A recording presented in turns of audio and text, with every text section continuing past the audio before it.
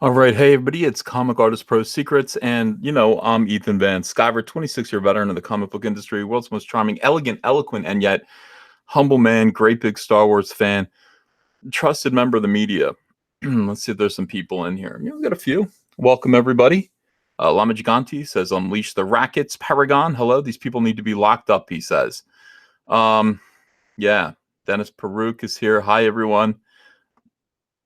It's good to see you guys. Angry Baneling. I was going, I'm planning on doing a live stream. This sounds like garbage. Let me see if I can fix this in my own ears. I was planning on doing a live stream uh, later tonight. We're going to be doing, oh, this is going to fix it. Yeah, right? Is that better? That seems better to me. Yeah, so I was going to do a live stream later tonight, but I decided maybe now would be a good time just to kind of get in touch with everybody and let everybody know what's going on. This is the second swatting of a comic skater in, I guess, the course of about 2 weeks. Peter Simeti from Alterna Comics was swatted a couple of weeks ago during one of his live streams, and the person who swatted him called up the police pretending to be Peter Simeti and told Peter Simeti that, or told the police that, yeah, Peter Simeti had stabbed his girlfriend and had a knife and was meaning to do harm to himself. And that's enough to get the cops banging at the door and pointing a gun at you. So that was the first thing. We responded to that with furious anger because a lot of people were actually asking for something wrong to happen to Peter Simeti. There were a few individuals within Anti-Comicsgate. We still don't know who did it. I don't know if we're ever going to find out. Hopefully we will. I think Peter did kind of mention to me that the investigation was underway, and they did have they might have been able to trace the call. That'll be good if that happens. I hope it does. We've got to find out who did this and punish them. And then today, just today, and I can't even believe this. I can't even believe I'm having to say this. Because it's one thing, we had a swatting incident that we were talking about, a month ago where somebody's pet was actually fatally wounded, with a flashbang grenade. Peter Simeti got out of this, a little bit shook up. His wife was a little bit worried, but he's on top of this. He's on top of the investigation. I can't believe it happened again after the big deal we made out of it.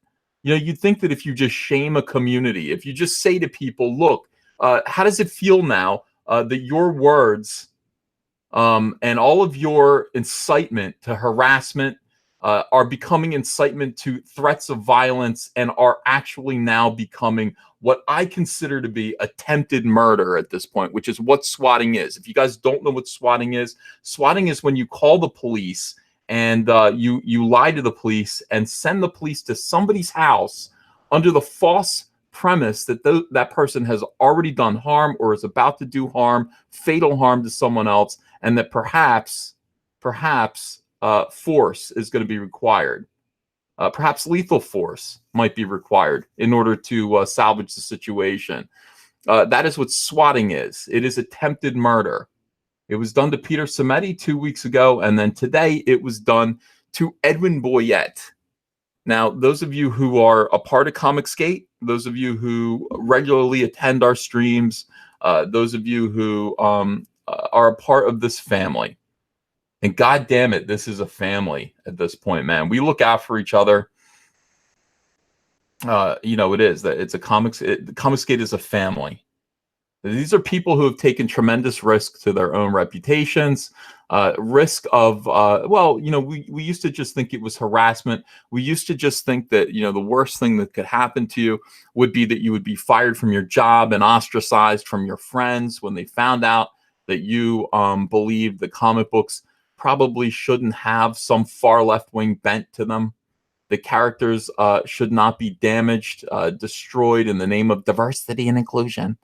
And that perhaps everyone should recognize that the beating heart of commerce is capitalism. We need to listen to the consumers. We need to produce work for them. We need to keep them in mind, treat them with respect.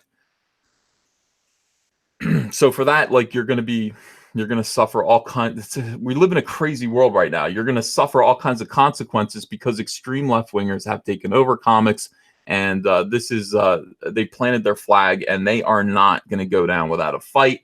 And none of it makes any sense. So Edwin Boyette has done all those things. Edwin Boyette is a kind, gentle, compassionate to a fault man. Edwin Boyette wouldn't hurt a fly. He wouldn't hurt a fly. And why are these people swatting the gentlest members of Comicsgate? Why is that? Well, Peter Simeti, everyone knows who he is. Edwin Boyette doesn't go by a code name. I love Yellow Flash and I love Umbrella Guy. Those are code names. It's difficult to find out who they are, much less where they live. Well, thanks, everyone. Got 916 people in here. Thanks for coming. But Edwin Boyette is brave. You know where he lives. You know what his name is. You know what he looks like. Maybe that's why. Maybe that's why you SWAT Edwin Boyette. So anyway, he was swatted. He seems to be okay. He says he and his wife are a little shook up, but just fine. He approached it with class. He said, "Don't harass any." I don't know who do we harass at this point. Who is it that we're supposed to harass? Who do we? I don't really know what to do. People are saying, "What do you do about this?" I don't know. I don't know how we respond to this. Just keep being sexy. How do we respond to being swatted? How do we respond to the fact that there are people out there who incite violence and harassment against us every single day while accusing us of doing the same?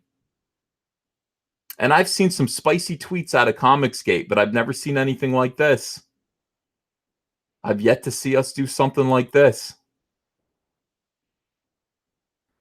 How do we respond? I don't know. Call the local police. You want to know what that phone call sounded like? I'm on with dispatch. Yeah, I don't know how to explain this to you. But look, I'm a member of a political comic book organization. So stupid. And I fear for my life. I fear for my life over my politics in comics. They sent over a cop. So embarrassing. When you actually talk about this out loud, it's embarrassing. When you talk about this to other people, it's embarrassing. So when the cop came over, nice officer, let him in the house. He asked for all of our information. He asked what he was there for, and I explained to him. I said, I'm a YouTuber with a loud voice. I've got 105,000 subscribers that I talk to all the time. I am a political voice when it comes to pop culture and comics. I speak about issues that divide people within fandom. Officer. There's some people that don't want Captain Marvel to succeed, and other people really want Captain Marvel to succeed. And if you're one of the people who doesn't want Captain Marvel to do well because it is definitely a bit of feminist propaganda, there's a group of people that want you dead, and it's not just Disney. It's other weirdos, evidently. Officer, what do we do? Can we file a report to let you know that at some point somebody might call you guys, the local police department, and say that I pretend to be me and claim that I've stabbed my wife and that I mean harm to myself or to you or to anyone. And then you come pointing guns at my family. Is there some way that we can warn you that this might actually happen? Officer, check this out. They call me Caesar, and March 15th, the 15th of the Ides of March. Officer, be aware. He's like, the police officer goes, man, ever since that fucking election, I was like, I know, dude, I know. He's like, I just keep my politics to myself. But look, he's like, here's the thing. He's like, there's nothing we can do because if we receive that call that you hurt your wife, we're going to come like you hurt your wife until, and we're going to respond appropriately until we assess the situation, you know, and find out that everything's okay. You know, so I mean, it doesn't matter. Like, there's nothing we can do about it. Like, we're not going to sit there and file a report, because even if we did file a report, even if I did file a report, once we get that call that you hurt your wife, we're going to be over here. And it might not be me that gets the call that responds. It might be someone else. And, another officer. So it doesn't really matter. He's like, look, he's like, what you're going to do is you are going to, I'm always at the bottom of the screen here. He's like, what you're going to do is you're going to respond appropriately. He's like, and I was like, well, how is that? Tell me what happens. You get the phone call that I stabbed my wife. What do we do? And he says, well, first thing we're going to do is call you, and we're going to ask you if everything's okay. And while we're on the phone with you, we're going to be on our way to your house. And when you get that knock on the door, nobody's going to enter your house. That's not what we're going to do. We're going to be at the doorstep. We're going to be on your front lawn. And you are going to come out, and we are going to treat you the way we treat you. And you're going to respond appropriately. And I was like, And at that point, we will enter the house, and we're going to make sure, assess the situation, that you're okay, your daughter's okay, everybody that's in the house is okay. And then we're going to file a report. We'll talk about what actually happened. So that is how to respond. I just said, thank you. I will convey this to people. So there's really, I mean, here's the thing. It's one thing to just let the police officers know that this might happen. It doesn't mean that when the call comes in, they're going to be like, that's a crank call. The guy warned us about this. That's not how they're going to respond. They're going to do their job, and they're going to show up and check it out. And, that's what they should do. Honestly, that's what they should do. So I just said, Andrea was there. Andrea said, these people, I know. Andrea used to work at the bank. So she just said, look, this is the thing. I had a button. I got robbed a few times, when I was a bank manager. I hit that button, the police come. And they respond the same way every single time. It doesn't matter. So for those who are just entering now, 1,575 people watching. This is the second swatting of a comic skater in 2 weeks. 2 weeks. What is a swatting? A swatting is when somebody calls up the police. It's a crank call. Calls up the police and pretends to be somebody. They'll call up and be like, hey, my name's Edwin Boyette. This is my address, and I just killed my wife. And I'm going to hurt other people too. And then you hang up the phone. And then the cops come. They kick in the door maybe. They aim guns, depending on how they assess the situation. And you better hope that you don't appear to be a threat to, cops, perhaps a SWAT team that have weapons trained on you, Elian Gonzalez style. You better hope, because if they listen, they're going to protect themselves first. You better hope that, you're in full compliance and you look harmless. And, McCrank says Samedi isn't CG. You're right. Let me just clarify that. He's not CG. I'm surprised. But he's perceived to be. Doesn't matter what he says he is. He's perceived to be CG because Peter Samedi decided that listening to Comicsgate, there was some valuable information. I mean, he was just kind of like, hey, I like this idea of my people who work for me not being allowed to blockchain people on Twitter. Your job on Twitter is to self-promote. We want you to self-promote. So no blockchaining. That was seen as a declaration of, loyalty to Comicsgate, to these crazy anti-comic skaters who began to harass him in the most miserable ways. Made Peter Cimeti, he said, look, I'm feeling down. I'm feeling really low and kind of suicidal. And they laughed at him over it. They laughed at him. Haha, he's suicidal. Well, next time, better think about that next time before you cozy up to a hate group, they said to him. I'm so sick of these people with their bullshit. I'm so sick of this hate group bullshit. I'm so sick of it. I'm so tired of them. I'm so tired of the lies. I'm so tired of the harassment. I'm so tired of the gaslighting. I'm so tired of people being afraid while they're broke. I'm so tired of it. Big name professional reached out to me, watches my stuff. I didn't know he did. I said, when you're ready. He said, yeah, things are getting weird. Yeah, I know. When you're ready, come join us. Come straight to me. And you won't be alone, because I'm telling you, it's going to get worse. It's going to get worse. And as it gets worse, as the comic book industry gets worse, as it continues to slide into decline, more and more people are going to find themselves jobless, and more radicals are going to become even more radical. Meanwhile, we're going to become more domesticated, more docile, happier. Comicsgate is doing really, really, really well, despite what these idiots may be saying. They're like, well, wait, listen, Earthworm Jim creator Doug TenNaples' Bigfoot bill, in case you don't know, Bigfoot bill almost cleared $200,000 for its first issue. Crystal McGee, these are all people that I'm actually working with. I need to bring more people close to me and help them out a little bit. Crystal McGee's The Good Night.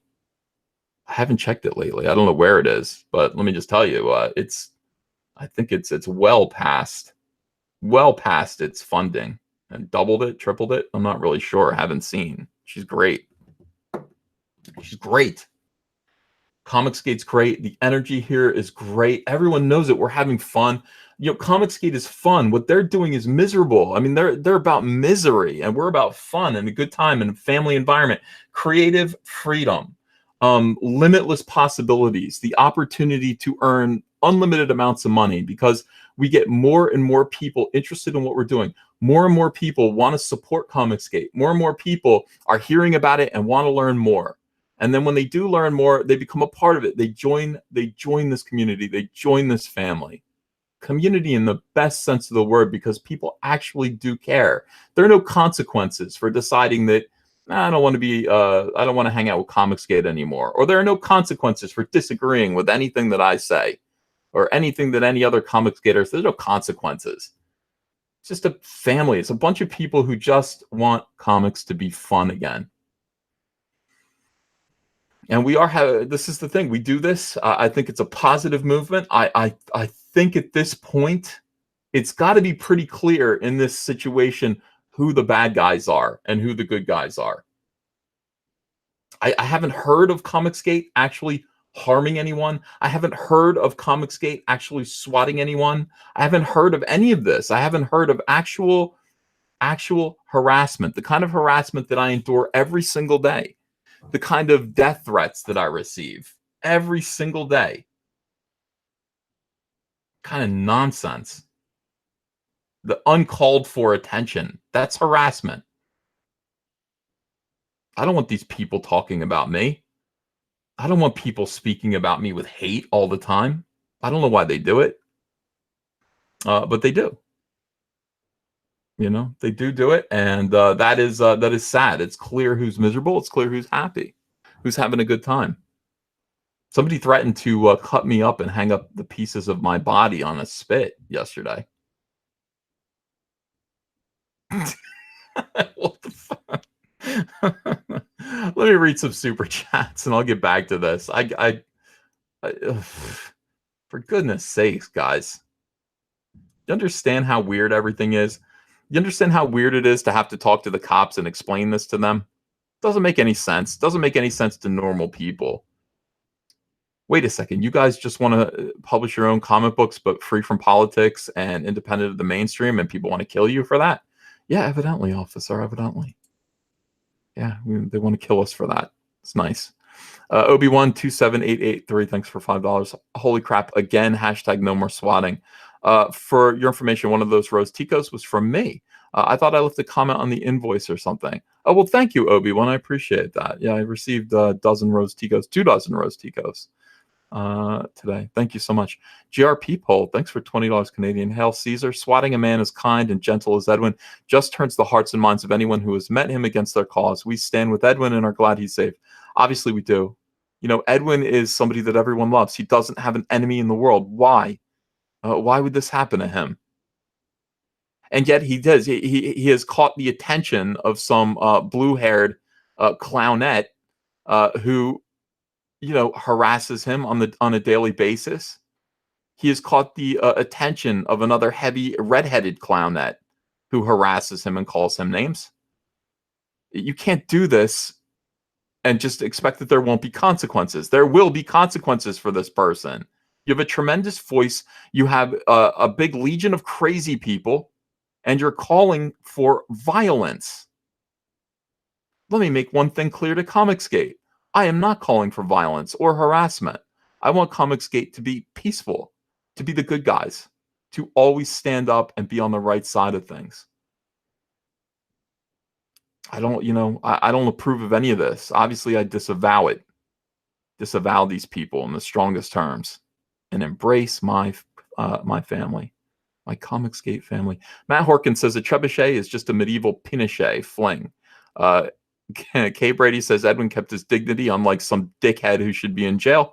GR People said, P.S. Edwin said in Tug Chat he's going back to the con. Yeah, I heard that. I want to get Edwin on, but I don't want to ruin his day. He's got to go have a good time. Mana Sex says we should retaliate with surprise house cleaning. Michael Nearing's here. I just got a phone with him. Hey, buddy. Thanks for $10. Math isn't my best subject. Well, one way is to do the same thing, but no, we don't want to do the same thing. Anyone, if I hear of anyone in this community, anyone in Comicsgate who ever commits the act of swatting, I will find out who you are and I will drag your name through the dirt. And so will all of us.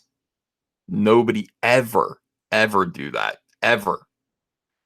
You want to remain a member in good standing of this family? You want people to say, you want to be proud to call yourself Comicsgate? Hold yourself above that. Be better than that. This stuff is going to happen until we just utterly win. Until we win, you know. Right now they are lashing out, and they are acting nuts, and they're cruel, and they're literally trying to murder us. And this is going to go on, and it's, you know, until eventually it just stops. Then we win, and we can have what we want in peace. What do we want? We want to just have our own thing. That's all. I've given up on the idea of mainstream comic books being non-political. I've given up. I think that SJWs have taken over Marvel and DC and Image Comics. That area, that world, that whole world is just, it's on its way out. And it's sad that there's nothing we can do about it. All we can do is rebuild from the ground up, just like Stan Lee did in 1961. That's what we're doing. It's 1961, and you're all little Stan Lees. You have an opportunity, a big opportunity here. Let's not let it go to waste. Let's not let it go to waste with negativity or, you know, countering violence for violence. Let's be better. GR People says when they resort to swatting, it means you are winning. Absolutely, my friend. Mythos Irving, thanks for $10. Says, turns out Mr. Medicare was right. Scorched earth is the way against SJWs. Legally, that is. Swatters are a-holes. Also, hashtag I stand with Vic. Well, I think Scorched Earth would be immediately pointing this out. Scorched Earth would be finding out who did this, letting the police do their job, finding out who did this, and punishing them. Scorched Earth would be lawsuits, taking people to court, ruining their lives legally when they do something like take a swing at you in public. When they do something like interfere with your contract. Literally, do everything that you can to make an example of these people. That's the only way to make this stop. Mark Wade's whole financial future will be devastated by this, and he shouldn't have done it. And other people need to look at what he did to Zach and go, I'm never going to do that again. The guy who punched Jeremy Hambley, the guy in the dress, he needs to suffer severe financial penalties for what he did. All right. So Michael Nearing again. Hey, buddy, says if the SJW rule is that you're responsible for every action one of your followers take, isn't every anti-Comicsgate pro responsible for this? That is correct. By the way, I had this weird thing happen yesterday. Somebody let me know that the guys of Screen Junkies, and I don't watch Screen Junkies. I just don't really think they're funny. But those guys were talking absolute disgusting garbage about Comicsgate and about me. And, just like, oh, Comicsgate. Hey, guys, weren't you the guys who were sheltering that dude? Weren't you founded by a dude who was forcing objects inside of women against their will? Wasn't that you guys? What were you saying about Comicsgate again? You idiots! Don't speak our name again. Harry Bergeron says, stop calling it swatting. Call it what it is. Attempted murder. Mythos Irving says, I didn't want to censor a-hole, but Susan is mean. Thanks, Susan. Oh. Hey there. Edwin, Edwin wants to come on. Edwin, are you still in the chat? I just got Umbrella Guy's note from 10 minutes ago. Well, I'll send you the link, Edwin, if you want to come on. This is definitely your show. I just didn't want to bother you. And that is the thing. All right, let's see. And thank you, Tug. Thank you for letting me know. By the way, everybody subscribe to that Umbrella Guy. I put out the word. Let me know if you want to open it up. Oh, yeah, there he is 13 minutes ago. So, Edwin, I'm putting this in Comicsgate Live. By the way, Comicsgate, you're welcome to come in. Everybody in Comicsgate Live. Let me just send some more people. Umbrella Guy. Man, I've been watching Umbrella Guy all morning long. I went to his channel and I just hit play all and just let it go. And it's been so fun. Kyung Lee wants to come in. That's fine. Let's see who else might want to come in. I think that should be good for now. That should fill things up. That's Doug Tenaple. It's hard to get Doug in here lately. He's busy fulfilling Bigfoot Bill. Yeah, so you guys are welcome to come in. What's Umbrella Guy? Umbrella Guy is a YouTube channel. It's called That Umbrella Guy. We call him Tug for short. That Umbrella Guy, Tug, T-U-G. Subscribe to his channel. He's another voice within Comicsgate that is just out there doing the footwork, really doing a great job of letting people know, explaining complicated financial issues, and breaking down things, complicated issues into simple truth. And he's my voice can be calm. I can be calm and soothing about some things, but other times, like, no, I am sharp because I feel a lot of anger. Tug is always a gentleman. When he's broadcasting, his voice is smooth. He's got a nice Southern accent. He's fun to listen to. Who do we have here? Oh, we got a bunch of people. We got Antonio, and we've got the Speak of the Devil, the Umbrella Guy. Yeah, I got my long flowing manes on. I know it's a little confusing there. Yeah, it's a new avatar. I like it, man. Yeah, I've been playing around, man. Since since we've been covering a lot of anime madness, I thought I would say, hey, check this out, something new. Yeah. But we'll need to say hi to Antonio. He's always here, but he doesn't really talk anymore like he used to. You see what I mean? Oh, God. Ethan, what the fuck, man? It's good to have you both in here, brothers. All right. So let me hit up Edwin. I'm going to see if I can. There he is. There he is. All right. Edwin's here. All right, Edwin. Let's talk a little bit. Let's pretend that we don't know anything. And a lot of people are in the chat. 1,975 people. They need to know. Take me through what happened today. Okay, and maybe it starts with last night, because I went to a comic convention, the local comic convention, and I wore a polo shirt. And a polo shirt said #Comicsgate, #Stand with Vic. Had a great time. I live streamed on Twitter from the event. Went around, met all kinds of people. Talked to all different kinds of people from all kinds of backgrounds. Had amazing interactions with everyone. I was probably the loudest and most boisterous person at the convention. And so came home, was kind of wiped out from that. Me, Tug, and Kyung Lee streamed last night, talked about comic books, talked about fun stuff. Just normal. Went to bed, and I woke up this morning maybe about 4:50. I thought I heard a bang on the door. I was like, "What is that?" So I woke up, went to my living room, heard the bang again. Thought I heard somebody say police.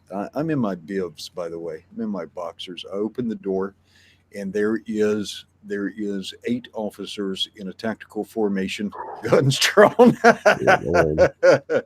waiting at the door for me. Guns drawn, huh? Yeah. Well, I'm Comicsgate, so I guess they send extra for Comicsgate.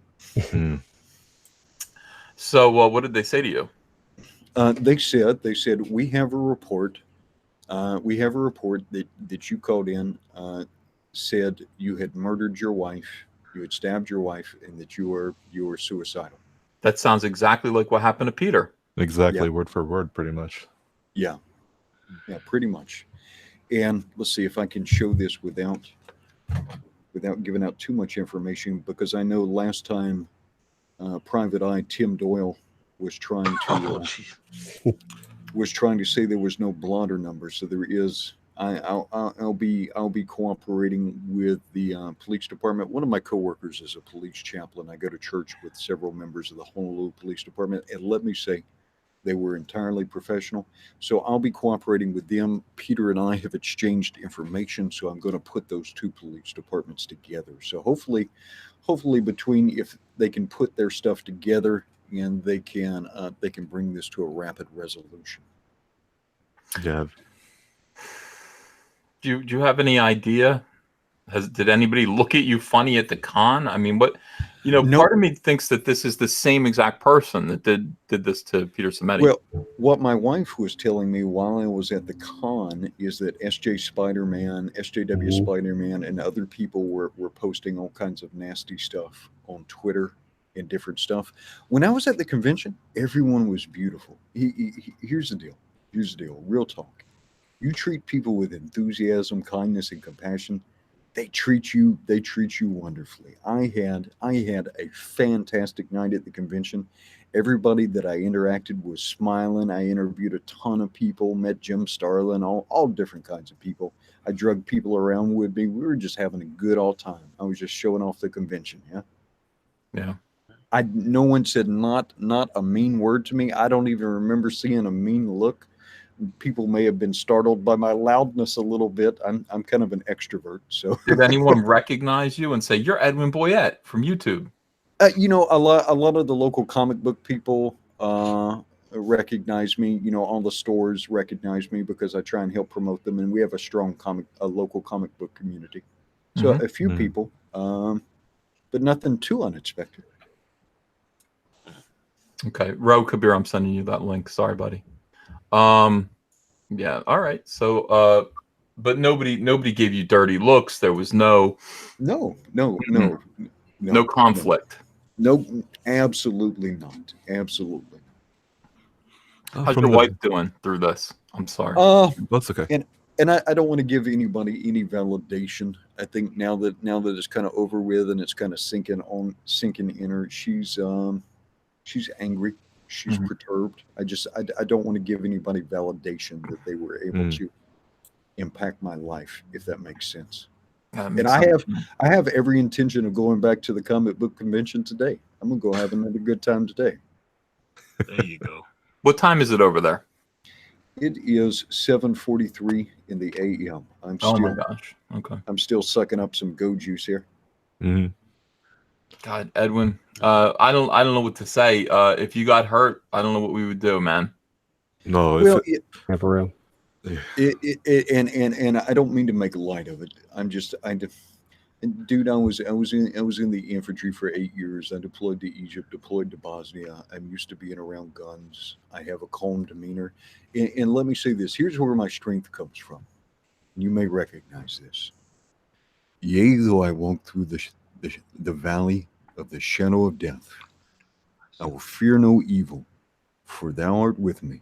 by Rond and they staff, they comfort me. And so the Lord is good, and I'm just not going to allow men to intimidate me or make me afraid.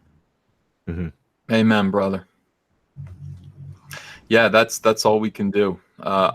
People, again, I mean, when this kind of thing happens, Comicsgate, people who care, I mean, whether or not, like, you've actually, I just came up with this like a few weeks ago. I realized that no, this is a family. Everyone here is a family, and we disagree. We could squabble. We have little arguments, but we come back together again because, yeah, we do want to kind of, we do love each other. And when this kind of thing happens to somebody like Edwin, it's not happening to a loudmouth like me. You know what I mean? It's happening to a calm, compassionate voice of cool and, compassion. Again, people don't know what to do and they want to do something about it. And I don't know what exactly to do. What would you advise, Edwin? Well, we need to be tagging. We need to be tagging people who matter. And so if you're inclined, you need to send a message to the people who are in charge of the comics industry. And I've been kind of talking to some of these people and say, hey, you need to speak out on this stuff, because you've seen Peter Samedi swatted, you've seen all these people threatened, you've seen and people like Joe Quesada and some of these other people are validating people who are defaming people as racist and KKK. I mean, we just saw the validation. Tim Doyle is one of the fellows who's been trying to defame you as like some sort of white supremacist or something. And Right. then I just see Donnie Cates licking his ear. Come on. Yeah, and these people have hundreds and thousands of followers. They have influence, and when they're spreading out these lies, I mean, it's very. They put them out there, and it's like they're not being held responsible for their own actions, and it's like you are actively. I'm sorry, I'm still really upset about all of this. Edwin, I'm just so happy that you're safe. Definitely that. Welcome, Ro. Welcome, Elliot. Yeah, man. I'm just hearing about it for the first time. I'll catch up later, but it sounds terrible so far. Yeah. Unbelievable. Well, you look at them. You look at the message that these people have thrown out, like Edwin's saying. Okay, you had people just last week. These people love to talk about how Edwin's creepy, how he's all of these things. Because he's a peacemaker, as EVS was saying. The guy, I mean, if you watch videos of like Antifa, someone getting bike locked in the head, it's not someone standing over here shouting something to someone else on the other side. It's the guy in the middle trying to make peace that gets the bike lock in the head. And these people, they already set the table for it. People like Richard Pace calling Edwin the defender of the Klan and saying, he's a white nationalist. I mean, these days, those words, they carry impact. And that impact is, people feeling emboldened to do this. Yeah, we can't, we have to stand up when those words are being used against each other. We actually do have to come together. You want to know what to do? Those words have to be shouted down. They have to be shouted down as best as possible. Everybody needs to come together and denounce that kind of language, because it can't be allowed to stand. And the people who make those accusations and say those things about any of us need to be shamed. They need to be dragged, as they call it, as SJWs call it. They need to be dragged across social media until they stop. It costs them nothing. It costs them nothing to call someone like Edwin a white supremacist. It costs him almost everything. Mm-hmm. And bear that in mind. And let me be clear. Understand this. I am married to a Native Hawaiian woman. I work for a Native Hawaiian family. I go to one of the most diverse churches on the island. I spend my hobby time. Trying to make diverse people successful, famous, and trying to help them out. I am not a white nationalist. I'm not a racist. I'm not a white supremacist. Nobody thinks you are, Edwin. Nobody thinks that about you. That is what they're saying to try to add a strange context to what you are. You are a godly, kind man, a peacemaker. But if they can make it seem sinister somehow, then that will kind of make you a less effective spokesperson for peace. And that is what they're doing, and that is why it's particularly evil. Ro Kabir, what did the Centurions say about this? Well, we're actually concerned about your own safety, and beyond that, even the safety of your family. This is attempted murder, as far as I'm concerned. As far as we are concerned, this is. I mean, you've got kids in the house, you've got family. It's just it's incredible. I mean, it really is unbelievable, and a culture war becoming physical. That's how we read it. Oh, that's startling, man. Don't worry about us. I think we're going to be okay. We did have the police over for people who were here. We got 2,200 people watching now, and many more will watch later. Just so that you know, don't worry about us. We had the cops over. They know who we are. We're becoming kind of local celebrities. So we'll be okay. All right, we're going to be okay. And Andrea had a good idea. She asked me to install cameras outside, so we're going to be doing that today. That's And a good choice. yeah. We can't get a dog yet because we're just renting, but we will get a big dog when we move to our new house this year, and all of that. But yeah, don't worry about us. Let's just talk about how we can protect each other, and what our attitude should be, what our response to this should be going forward. Well, Ethan, I've been saying very recently here, and I've been calling out Joe Quesada. I've been calling out the leadership at Marvel in DC, and I'm saying you're engaging in corporate negligence because you were signal boosting. You were signal boosting the demonization, the depersonification of people, and we see people being set up as targets for harm by your freelancers, by your contracted personnel, and you're silent on this. You're silent on this. Remember when Peter Cimenti was swatted, I begged and pleaded with Joe Quesada to come out and make a comment, right, as one of the leaders in the industry and say, this is not okay. And did he do that? No. But he did have time to wish happy birthday to Infamous. Yep. Ugh. And so the comic book industry is engaged in gross corporate negligence. And they're going to wind up paying a price for this because they're signal boosting and approving and allowing this message that targets people for harm, and they're just kind of playing it off or even amplifying it. Bill Sienkiewicz has called everyone in this audience a member of the Ku Klux Klan and such. Jeff Lemire weighed in on something else. A lot of these pros have done this stuff. Gail Simone has done this horrible stuff. Pure evil, just pure evil. And there has They're been misusing they're misusing their positions of influence, right? I mean, this is it, Edwin. They're misusing their positions of influence. Mm-hmm. Yeah, and there are just statistically, the comic book industry is probably only 500,000 people, right? It's gotten small. These are just nerds who want to read comic books and want to read fun comic books and enjoy a community. There's no white nationalist in comic books. There's no white supremacist in comic books. These are just nerds who want to have fun. You know, if you want to go tackle racism, go look up your local chapter of the Aryan Brotherhood. You know, go after those guys if you're Your local chapter. Yeah. Everybody's got one. Every town has the Aryan Brotherhood. You know, but these hardcore guys that supposedly they're waging a war against, they wouldn't say boo to any of these guys. And these guys don't have anything to do with comic books. What nonsense. A comic book is supposed to be something that's fun and entertaining.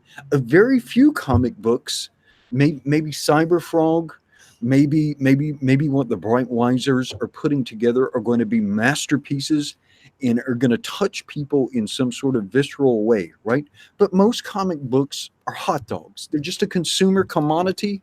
They're not the appropriate venue to be trying to solve the world's greatest problems. People just want to be entertained. And the weirdo professionals, these weird, degenerate people, are targeting their own consumers. They're trying to take a small industry and make it tiny by turning nerds into nerds aren't monsters. They just want to read their comic books and talk about nerdy stuff with their friends. They don't need a punch in the face or to be staring down the barrel of the gun. Are you people insane? I'm beginning to think they genuinely are. Really. I mean, all the moral posturing that they do, you know, all the signal boosting and everything, and yet these murderous attempts, I mean, it really really is showing their true colors. I mean, it is murderous attempts. I think that can't be understated. You know, this is an attempted murder. I mean, they are literally trying to kill our friends. I said that on Twitter. That's where they're going now. And I'm telling you, there are a lot of us who have pseudonyms. I'm glad the Umbrella Guy does. I'm glad Yellow Flash has a pseudonym. I like that. I wish I had a pseudonym sometimes. But, you know, people like me, Edwin, Ro Kabir, Kyung Lee, Elliot, Antonio, people know our names. They know our faces. Actually, I don't know Kyung's face. I have it on my videos on YouTube, but yeah, I'm out there. He's very sexy, yes. Is he? I'm going to check you out, Kyung. I wonder what it's going to take for them to reconsider the consequences of their actions, of the words that they use, of the absolute bile that they produce and put on social media every day. Well, they're going to, you know, we've seen how they responded to the Peter Samiti incident, you know, and that was first, you know, to deny responsibility for it, and then to deny that it even happened in the first place. Denial and deflection. Yeah. But let me say something real quickly. If you're angry on my behalf, take some sort of useful action.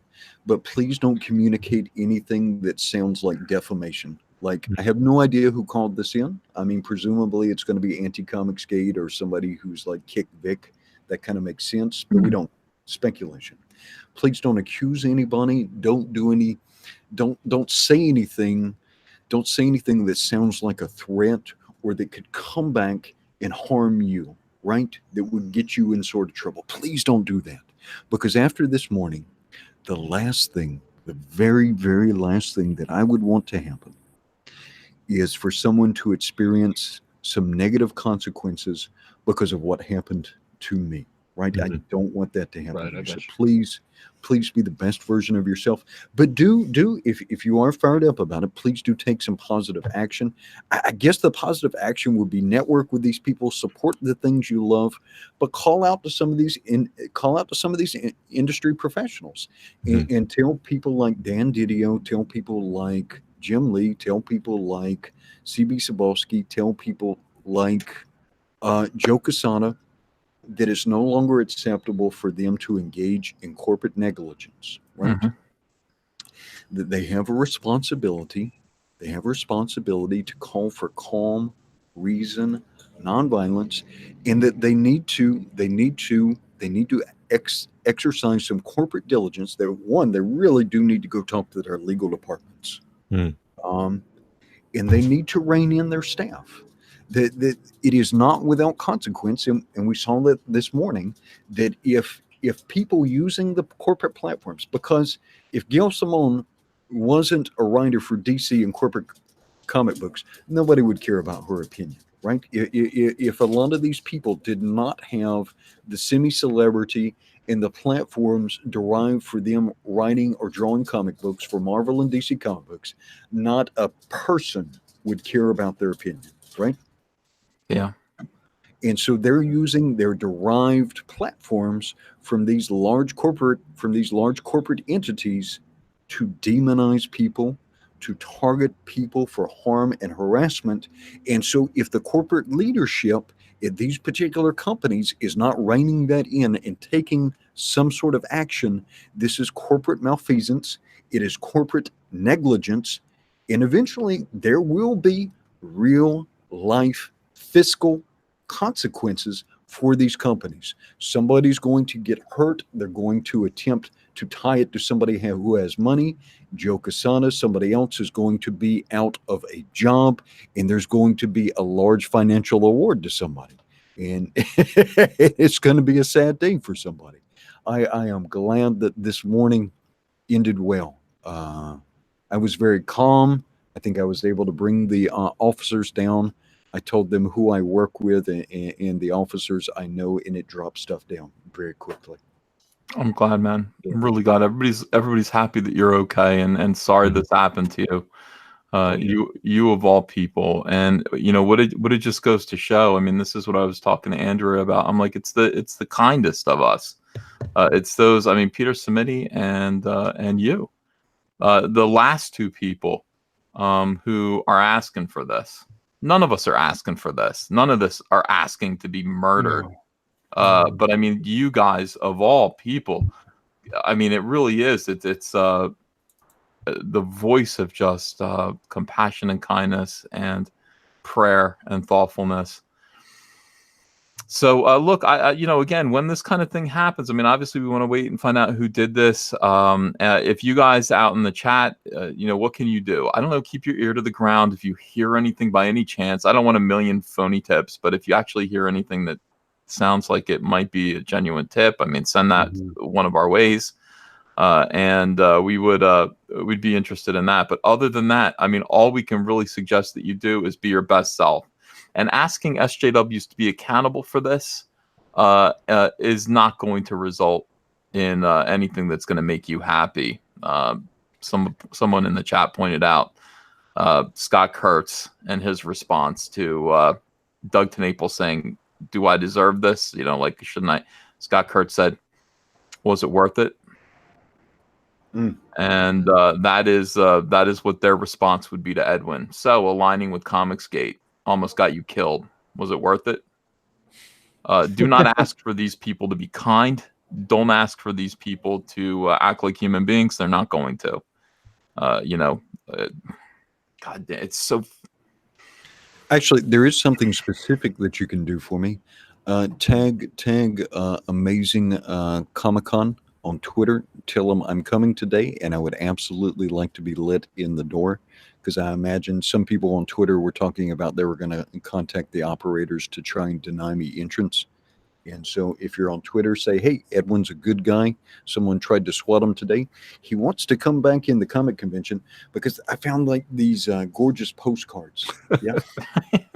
and I'm gonna be sending these out. I was streaming last night, and I told people, "Hey, if you want a postcard, just we love you, send me a Edwin. DM, We and really I'll do. send you a postcard from Hawaii." So I need to go get about 50 more Look at that. today. So I need to be able to get back in. I got to come down there and hang out with you. Look at that backdrop, man. We are very blessed. We are very blessed. Look at that. I got to just focus the camera on that. Whew. So nice. It's like it's not bad here, but I mean it's not. It's we got slush on the ground and stuff. It's That Jersey, looks nice. Ethan. Yeah, It's Jersey. I know. Good times. All right. Well, I just I don't know. Just one thing I want to point out. Oh, I mean, Edwin was just swatted, but look at him, and look at what happened to Peter. Look at the way that they've composed themselves after all of this. They're still trying to look at things on the bright side, caring about all of us, looking out for all of us, saying not to go out there and bring negative attention and ruin our own lives. So we're more angry than Edwin is. Yeah. We're angry for him. I'm Unfortunately, shaking to the core right now because well, I'm not quite shaking yet, but the thing is, I'm thinking, are we going to look back at this and say, is this where the culture war got hot? That's what I'm wondering. I hope not, man. I hope this is where the culture war is actually dying. There are two ways to look at this. The death throes of the war. Well, look, these people, their own platform is dying out from under them. The report that we had from Comic Pro in North Carolina this weekend, it's still going on. The idea that the big two are basically telling these comic book companies, shush, don't report what's going on anymore, because people, look, Comicsgate is taking this information and making it public and making an issue out of it. We have to continue this. We have to continue these gimmicks, these scams, until the floor drops out. But I'm telling you, they're cutting. DC Comics is cutting their publishing by 15%. That's a lot of people that are going to be unemployed. 15% that they're actually going IDW public about.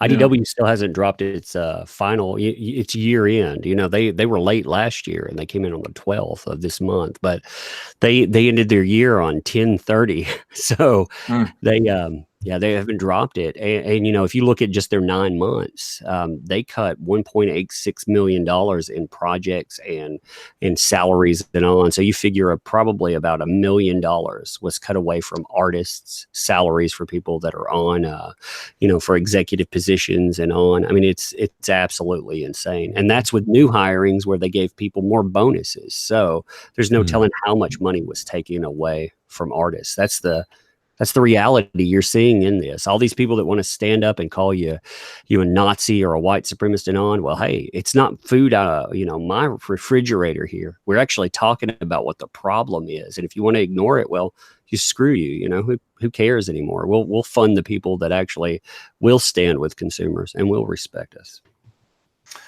Yeah, well, again, they can't deplatform us. They can, but they are deplatforming themselves. And that's the reality of what's going on right now. So there's a lot of very angry, very scared people out there. And in a way, I mean, I sympathize, but man,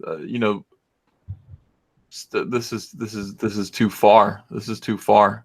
I just want to be away from these people. That's how I feel about it. I thought of something that people can do to help me.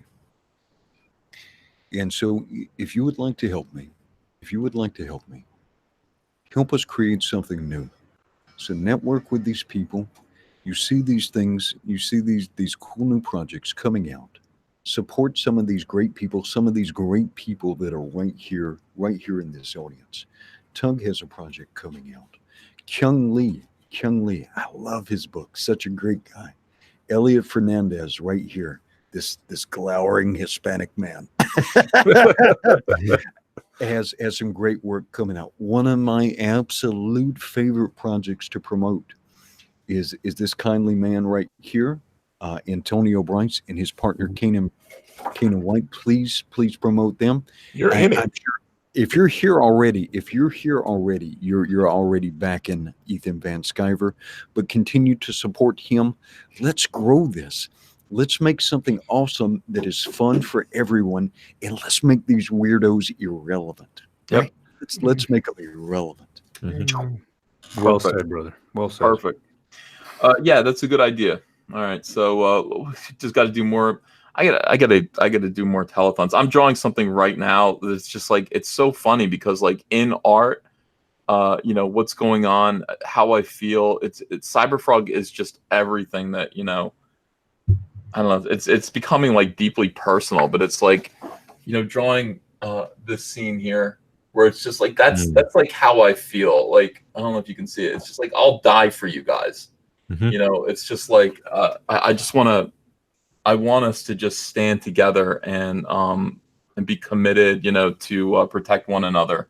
I don't know. I'm really like upset over what happened to Edwin.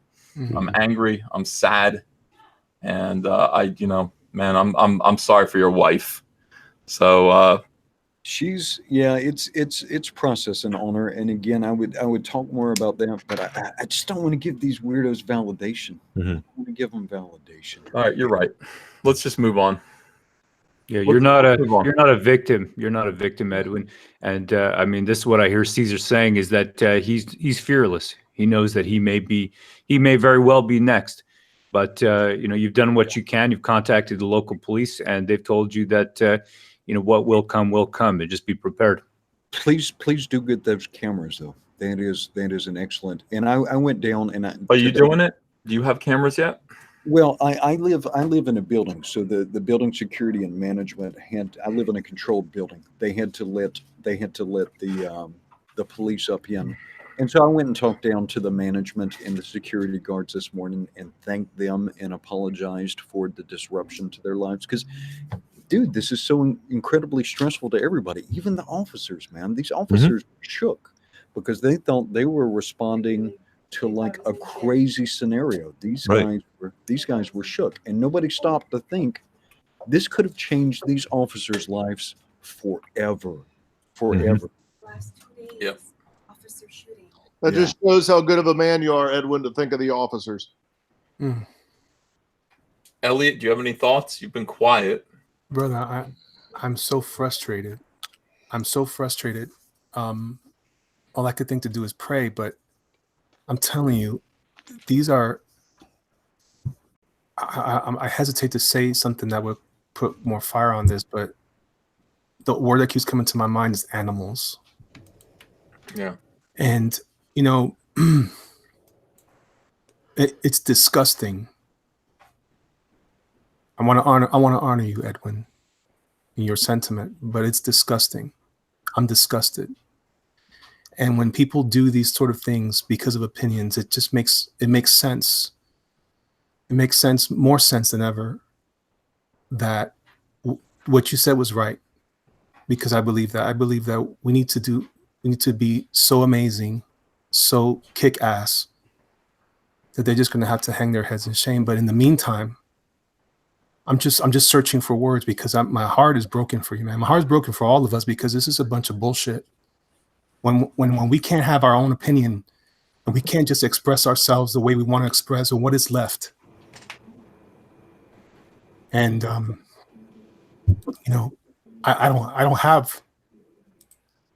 All I have is my family, and and you guys have become my family in many ways, right? So, Absolutely. Yes.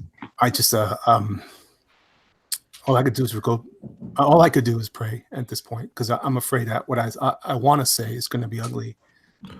Well, just, don't be, as Robert Frost said, never be bullied into silence, and never allow yourself to be made a victim. And Edwin certainly isn't allowing himself to be made a victim. Hell no. All right, you know what I'm going to do now? I'm going to just read the chat. I'll do super chats last. I'm going to let, if you want to say something to Edwin, you want to say something about this now, I'm just going to randomly read what people in the chat are saying. So go ahead and talk now, and I'll read it. Lycan45 says, you got to be careful if there's a group of you at a con like Star Wars Celebration if they try to SWAT you there. Yeah, I'm not worried about that. And by the way, I'm going with security, Ro. Good. Star Wars Excellent. Celebration. You know about that, okay? Yeah, absolutely. In the summertime, right? Fantastic. Yeah, in April coming up. So I'm going to actually hire a bodyguard to follow me around wherever we go. Excellent. Well, you're going to have people with you there, Caesar. There's no doubt that, the followers of the War Campaign, Centurion's Valkyrie. I mean, you've got a lot of people who love and care for you, and who know that you're the tip of the spear, and that you've done so much for what I think is more than just about comics now. Unfortunately, it really is about a cultural war, and this war looks to be getting hot. Well, I just need someone to watch my 6, buddy, and that's what we're gonna do. We'll get that. So Jonathan Bear says, "You're great, Elliot." NAP Misfit says, "Saint Edwin." Justin Carguth says, "Social justice terrorists." DM says, "You should all give the cops a heads up. People might try to pull this shit, so they are prepared." Just to tell people who weren't here at the beginning of the stream, because I did talk about this, that's exactly what I did. I called my local PD, and they came out, and what they basically told me was, it's good that you called us, but if we get that call, we're going to respond no matter what. So the fact that you called us and warned us about this doesn't mean anything. If we get a call that you hurt your wife, we are going to respond a certain way, and then how you respond is what's gonna answer that situation. So I basically asked, what do I do? They said, we're going to be in your front yard. We're going to ask you, we're going to call you first, make sure everything's okay, and then you're going to come out the front of the house alone. And then we'll go in and investigate to make sure your family's okay. And I said, that makes me feel better. I just need to know what to do in that situation. If you have pets, like I called my local police department, and they pretty much gave me the same answer, but they made a note on it. And they also made note that I have 2 dogs, and you heard about the flashbang incident. That's a nightmare. What a So- world, though. I mean, like, Comic Escape. This is my wife, Ginny. Ginny. Oh, hi. I can't see you. You're in shadow. Yeah. That's probably better. There's no shellac to hide it. It's nice to meet you, Mrs. Nice Boyette. to meet you. So sorry about what I've heard happened. your to you voices tonight. for forever. Yeah, it's really great to meet you. We're really sorry about what happened to you today, and you know we're using it as a Thank you. teachable moment to kind of talk to each other about you know, how to respond to this with decency and honor, how to protect ourselves, and you know, all of that. So at least something good, I think, maybe is coming out of it. But you know, we care about you, we love your husband. And Edwin has become family. He's got a huge family. We've got 2,254 people watching right now who all are here to hear about Edwin and make sure that you guys are okay. Good. Thank you. Thank you very much. Mm. Yeah, the biggest takeaway I would say would be if you do find yourself in this situation, just try to be as calm as possible. I think the first, I had only been to bed, I think maybe 3 hours, because you know, yesterday I couldn't sleep. I couldn't fall asleep at all. I was totally restless. I couldn't figure it out. Every time I went to lay down, I was like, no, get up. There's something going, you know, whatever. Anyway, so was asleep for like three hours. Ed all of a sudden goes, hey, was that the door? And I was like, no. Nobody I know would ever do this. Yeah, no. So Ed went out, and then I just heard the door close, and that worried me. So I thought maybe something's going on with our next door neighbor, right? So, get up, go see if anybody needs help. I opened the door, and as I opened the door, 3 police officers immediately come in. And I'm kind of like, I look at Ed, and then he looks at me, and then he kind of comes back into the apartment, and I'm like, you want a shirt? And then the officers started to shout at each other, because one officer then shouted at the other one, says, what is he doing in here? What the hell is he doing in here? Get him out of here. And I kind of like panicked, and the minute he said that, I put my hands up. Right, hands up, don't shoot.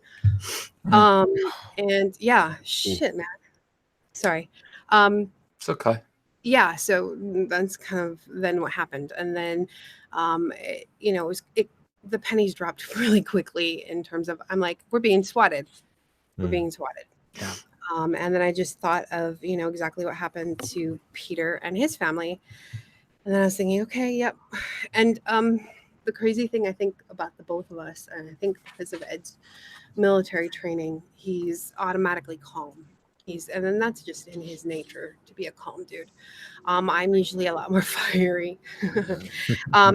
But oddly enough, because of upbringing and home life, when I was younger, when things get crazy, you get still. And you get quiet, and you start to think things through in terms of, I'm more of a, just kind of like, okay, how are we going to get out of this? Make sure everything's going to be okay. And just answered questions. And then, and I think it was kind of funny because I think we said the same things, like almost the same verbiage, but in separate rooms. To where I remember saying to the officer, okay, this is going to sound crazy, but it has to do with comics. And I pointed to our wall, right? Because, thankfully, she had just hung up Ben Henderson. Oh yeah, yesterday I was Ben cleaning Henderson out sent me these beautiful. It looks beautiful, and I am honored. Oh, thank you. I'm glad you guys had it. I said the same thing when I talked to the FBI and said, "Yeah, this is about comics," and they said, "What?" Yeah. That was a surreal moment. I'm sitting in my living room in my boxers, shirtless. Probably the other white meat is probably flopped out of the fly, and I'm having to tell 7 police officers that someone just tried to murder me over comic books. Yep.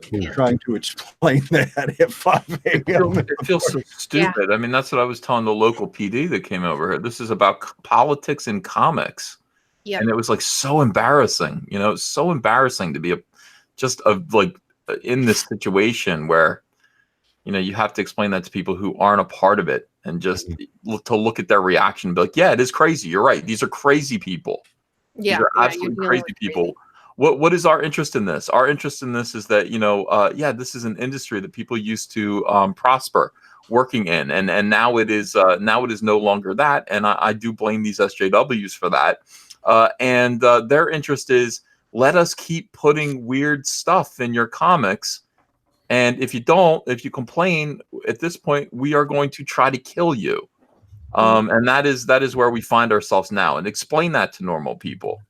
You can't. You can't. You really can't. I felt ridiculous just explaining to the officers what was going on, because it sounded crazy. It sounded insane. I think I was more pissed, and I wasn't sure if I was more pissed off at the fact that someone thinks that they have enough balls to do this, or whether or not I was pissed because I only had like 2.5 to 3 hours of sleep, you know. But in all honesty, it's just, you know, the chat wants to know. I'm trying not to. New people are coming in all the time, so a lot of people come in and go, Edwin, are you okay? Do you want to answer that again? We're okay. We're okay. We're good. Again, the Lord is my shepherd. Thank God. The Lord is my shepherd and my strength. And while this morning was unpleasant, I'm not going to allow these weirdos to intimidate me or stop me from doing the things that I love and promoting the things that I love. That's never going to happen. Yeah, and I think the only thing that I'm taking out of the SJW playbook, so to speak, would be, I'm going to double down. Yep. If you think you scared me, try again. Half of my family is way more intimidating. Seriously. No, it's not going to happen. We're going to succeed. Yeah. Bigger year, more of what we're doing, and what we're doing is fun. What we're doing is good. What we're doing is beneficial to everyone. So. Well, and that's that old adage, right? What's the best form of revenge? Success. And then that's all anybody has to focus on, is just, you know, knock every project out of the park, whether, you know, it be full of your love for the craft, or the love of telling the story, or the love of actually giving fans what they want. You know, that's all anybody needs to focus on, because all of the other stuff is so extemporaneous. And when you get bogged down into that, it affects what you're doing, obviously, right? Because the folks at DC and Marvel and the crazy leftists are proving that to us daily, right? Yeah. So I want to welcome Mike Barron in. I want to welcome Ben Hennessy and welcome RT Bear. Hi, guys. Hey, guys. This is absolutely crazy, Edwin. I had to come on to show support. I cannot believe this, how people can go to this degree to hurt another human being. It absolutely boggles my mind. So you have my support, brother, and this is just nuts. Well, thank you, Art. I appreciate that. Yeah. I think we've all experienced something like this to some degree or another. Yeah. You know, recently. I've been telling, you know, after Pete, but then today, you know, there's one group of creators that keep getting threatened and, you know, death threat, attempted murder against them, you know, and it's not just one person that had a death threat, or that it's a whole group of people that are getting this terrorism in their lives. You know, something has to be done, and to make it stop, you know, legally, or just, you know, all of us banding together, what we're doing now. But yeah, well, I'm sure this has been asked, but do the police have a line on a possible suspect? You know, I'm going to follow up with them today, and what I'm going to do is I shared information with Peter Samedi, so we're going to make sure the 2 police departments get corrected. So hopefully that gives them a better jump on figuring out whoever's doing this mess. Great. I have all my information from the FBI locally. I'll be happy to give that to you. I told Pete that I already talked to Pete about it. It's just crazy. This is actually the definition of terrorism, right? Political change by violence. Yeah. Yes. Hey, I'm just glad you guys are okay, for real. Like when I heard that, it makes me so angry. Like that, I think these people cannot make me dislike them anymore, and then they always do that. I mean, they could literally have gotten like some of the nicest people that I know, hurt or killed, and that's absolutely insane. Well, I was talking to my wife at breakfast, and we had never talked about actually trying to protect ourselves, since the Comic Gate connection. And she's like, we got to get a PO box. We got to stop, being as open with this stuff. I mean, if it can happen to Edwin's the nicest guy I think I've ever met. And for this to happen, this is absolutely insane. People can get killed with this prank. This is nuts. I wouldn't consider this a prank. I don't know. Well, I don't know if they do. Yeah. Yeah. Right. I don't think they do either. Yeah. What happened to sending pizzas? So I wish somebody would do that to me. with pineapple. That'd be fun. They put the secret sauce on there, Ethan. You don't want that. I don't want that. No. But we're going to be there for you for Star Wars Celebration. You've got a lot of people that care about you, Caesar, and we're not going to let you get hurt. I'm okay. I'm concerned about Edwin. I'm concerned about Peter Samiti. I'm thinking, put it this way, he is lucky. He's fortunate. He's got a strong wife. Okay. I mean, to think, right? Many people they'd be begging him right now. Another woman would be begging him, stop this. They want to intimidate us by fear. That's what this is. Yeah. Well, I had this talk with Andrea too. I mean, Andrea is ready for this as well. I mean, we really had to sit down and plan. What do we do when this happens to us? And worse, worse things could happen. Just be prepared for it. I said, look, the ultimate truth is that, all of this stuff just makes Comicsgate, it makes it more clear to people. Absolutely. It makes the argument for us. Every time things like this happen, it becomes clear that we're the good guys, and it kind of points the finger at who the bad guys are. And, again, that is underscored by our own behavior. So, again, I have to counsel everyone in the chat, behave yourself. Behave yourself. Remember that you are the good guys. And when you get online, when you get on Twitter and you start running your mouth and blasting people in ways that other people are not going to understand. Right. People don't necessarily understand your anger over this. You do harm. Make sure that you are always in the right. I'll give you another hint is never use ad hominem attacks on the internet. Just don't do it. There are ways to make your argument. And once you start insulting other people, that opens up the floodgates. Yeah. Mm-hmm. Yeah. It also turns them off to listening to you. Yeah. When you attack them. So the best way to get the word out is to not do that. So you could at least have a chance for them to hear you. Right. Just be the good guys.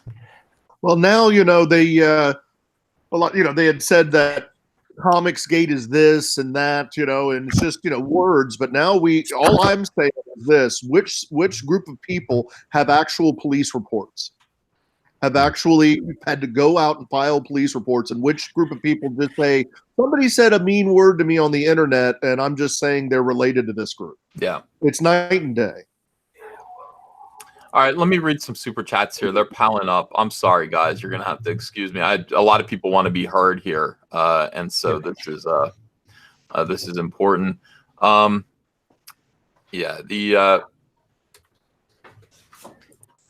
Bergeron says, "Stop calling it swatting. Call it what it is: attempted murder." And that's right. Right. A graphicattack.com says Edwin must have backed an SJW project unknowingly. Thunderbird says it's absolutely disgusting. These people are completely devoid of morality. Luke Becker says I live near Wichita, Kansas. There was an incident where a guy got shot and was killed because of a swatting incident where he wasn't even involved in. The police were given a false address for the intended swatting target. Yeah, I remember that. That was over gaming, and they got the guy. Yeah. Umbrella Guy says, hey there, Edwin's asking to come on. Monkey Elvis says the problem is anonymous VoIP calls. Telcos need to be regulated to fix the SIP protocol so they can't do this easily. These people are cowards. Ian House says, Uncle, I think I need a secret internet identity. These people are crazy. Yeah, I wouldn't blame you for doing that, honestly. Anonymity is probably a good idea. You know, I won't do it. I want to be, I want people to know what I feel like. But, you know, if you've got a job, if you've got a life, if you're doing all this, I would recommend anonymity, because they certainly do weaponize their anonymity, don't they? Mm-hmm. Yeah. The same people that scream, "Hey, show your face," are the same people that do this crap. So yeah, you really do not. You don't want them. You don't want them targeting you if you can help it. George Alexopoulos says we should all contact Tim Pool and Dave Rubin to report on the swatting. We need independent journos to get the word out about this. It's true. You know what? We're becoming a pretty big megaphone ourselves. Tim Pool and Dave Rubin, these guys don't care about comics. They don't really actually care about this community. They care about other things. And I think that, we are growing more powerful. We got voices out there now. We got Yellow Flash and Umbrella Guy. We've got diversity. Well, what's he called now? Goddamn, Comics Matter. Comics Matter. I can't remember either. I can't remember. Just some guy. Just some guy. We have big voices and everyone else. I mean, War Campaign is getting pretty big. Everybody's working real hard at growing their YouTube channels.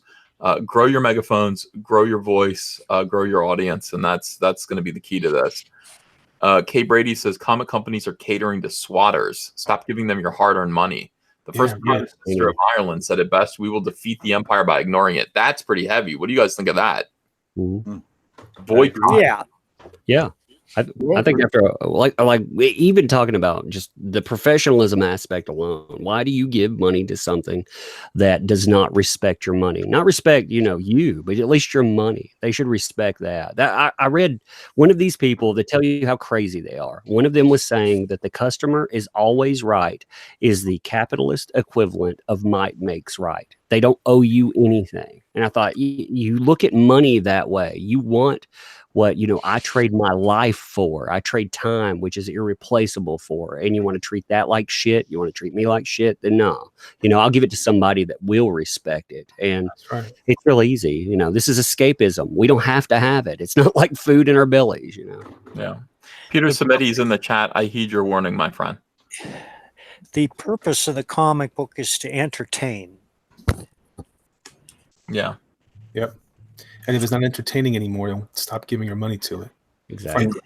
Stop being a zombie for these books. Stop being a zombie for those things, those characters that you think you love, and they're not there anymore. They're carcasses. Right. They're zombies now. Oh, I love that. Right. Peter Samedi is a beautifully kind man. Mm-hmm. He has treated people with kindness and compassion, and they attacked him. They tried to murder him by police for being kind and compassionate. So that's another thing. Peter Samedi's not Comicsgate. He is the publisher of Alterna Press. Another beautiful person to support. We have to create something that makes these weirdos irrelevant. So if you want to do something good today too, go look at some Alterna comic books and send some support and love to Peter Samedi. He was exactly in the same situation that I am just 2 weeks ago. Wow. Yeah. Stop waiting for Iceman to come back. He's not coming back. He's dead. That's true, man. That's true. Mythos Irving says hashtag I stand with Edwin. Johnny Dollar, thanks for $1. Pilgrim Driver says, I was threatened to be doxxed just for writing MAGA. My blood ran cold. Keep up the good work, Sir Ethan. Yeah, people say that to me. They're like, yeah, it figures. You've got MAGA in your Twitter profile. You're MAGA scum. How can you not have MAGA in your Twitter profile? I don't understand that. It's the President of the United States, you weirdos. Make America great again. Whatever that means to you, you're nuts. We know what it means. It means putting people back to work again. And that's what we're about here in Comicsgate as well. Absolutely. The doctor says we have lines we will not cross. Swatting is across that line. MGTOW Michigan there says keep pushing forward. SJWs will never stop us nor top us. They will eventually fall to their knees thanks to their own ass hurt fifis. Somebody's listened to the Umbrella Guy. Gamma Catch says, just a matter of time until Ted Beale writes a nasty article saying we deserve to get swatted because we don't buy into his sick philosophy. Yeah, that's the worst. Ted Beale's Vox Day, by the way. I spoke to him yesterday on the phone. He called me up. Ted Beale is suing Indiegogo, and he wanted to tell me about that. So it's interesting. David Cook says, you guys are going to have to prepare yourselves and protect your families. These people are displaying zealot behavior, and they will not fear to show up to your house. These people are starting to scare people. Yeah. Mythos Irving says, a hole seems like a soy term, but YouTube, aka Susan, is cracking down on bad search. Yeah, Professor Geek says, at what point in their career should a Comicsgate YouTuber preemptively contact the police about possible swatting? I mean, go ahead and do it, you know. But you know, as I said, I just conveyed my experience about it, and your local police department is going to tell you the same thing that they told me, that you know, they're going to respond to the SWAT as though there is a problem. And there's, you know, you can't warn them and say, you know, incoming prank, because that would make them negligent. They need to respond. Let me add this. Yellow Flash, since he can't get in here, he was like, hey, somebody please tell Edwin and family, you know, my sympathies with this. So I just wanted to convey that too. And thank you very much for all the well wishes and concern. I appreciate that love very much. And I have nothing but love for the amazing people that I've had the opportunity to interact with, whether it's the creators and all the amazing people in the audience. This has been absolutely one of the funnest, best, amazing groups of people to interact with. And I love every minute of it. I love Comicsgate. You gotta love this. Love Comicsgate. Be proud of being Comicsgate. Be proud. We're right. You know, the fact that we have a whole army of weirdo liars who again are trying to defame what we stand for, what we mean, is no reason to not just stand up and say, no, that's not what Comicsgate is. I listen to all the Comicsgate shows on YouTube every single night. I know what Comicsgate stands for. It doesn't stand for what you're saying it does, you liars. I'm proud to be Comicsgate. And there should be hashtag proud to be Comicsgate, hashtag move the needle, all of these things. Fight back, man. Just when we say shout them down, our voices need to be louder than theirs, especially when their voices lead to attempted murder at this point. Their voices do need to be shouted down. Professor Geek, okay, so Lloyd Aloha says, EVS, so glad you got the SJW mug I sent you. Yeah, thank you. I've got it right in front of me, and I'm thinking about taking a picture of it. Perkindo says, SJWs are spoiled children that have never been told no. When they don't get their way, they pitch kicking, screaming fits, but we should never back down. Never. That's exactly right. Mm-hmm.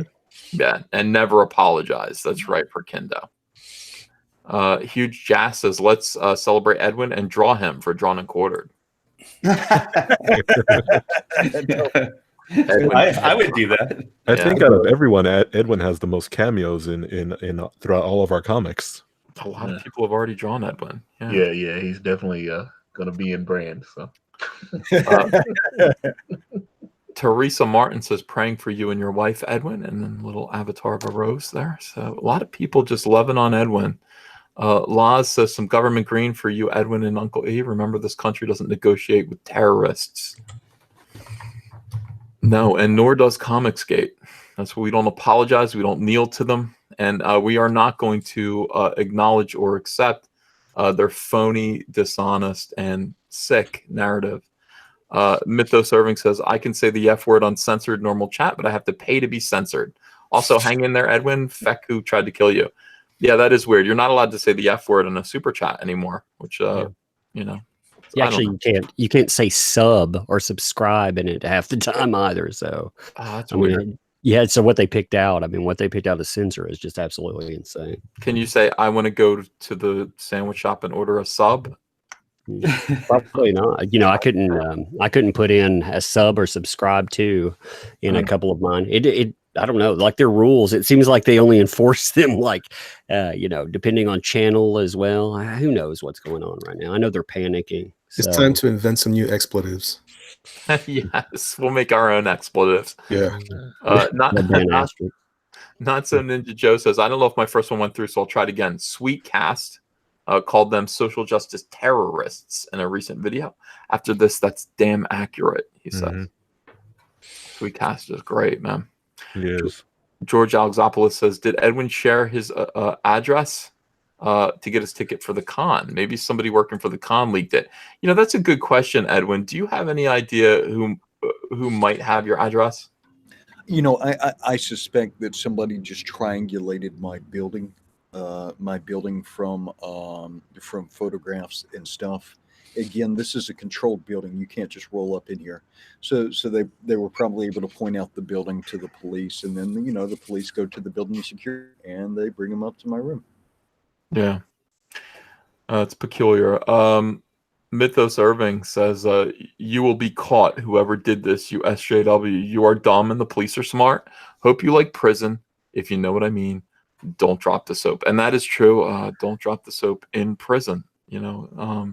Mythos Irving also says, to a fecking Marine to boot. Wow, just wow. Hazen says, please get the FBI involved. EVS use that contact. Yeah, well, I spoke to an FBI agent regarding the Pensacon bombing threat last Saturday, and or no, it was Monday. The bombing threat itself came on Saturday, and yeah, I guess I could call, and I don't know. You don't know what to do. You don't know really what to say. My friend got swatted, and then my other friend got swatted. It's like, I don't. Yeah, GR People says, "Hail Rowe, commander of the Centurions." Hail Rowe. Hail. Mythos Irving says, it's the shirt that triggered one of those losers. That's what happened. Fake smiles in person, but try to have you killed behind the scenes. Yeah.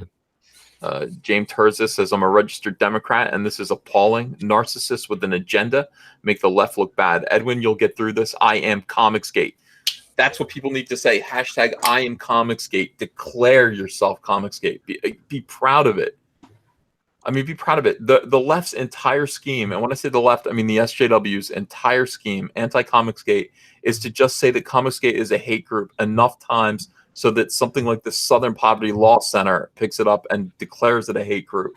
We must not give them reason to call Comicsgate a hate group. We must behave honorably at all times so it is crystal clear, because that will be the death knell of Comicsgate. If they're able to convince any of these people, any of these anti-defamation societies, that we are a hate group. And that's what they're trying to do. You wonder why they're doing that? If that happens, we lose Indiegogo, we lose our credit cards, bank accounts get shut down, all of these things. They've done it so many times to other people. So we need to be honorable. We need to be good. We need to survive this, and we need to be proud of who we are. Never back down, never surrender, never apologize. Hail Caesar. Mm-hmm.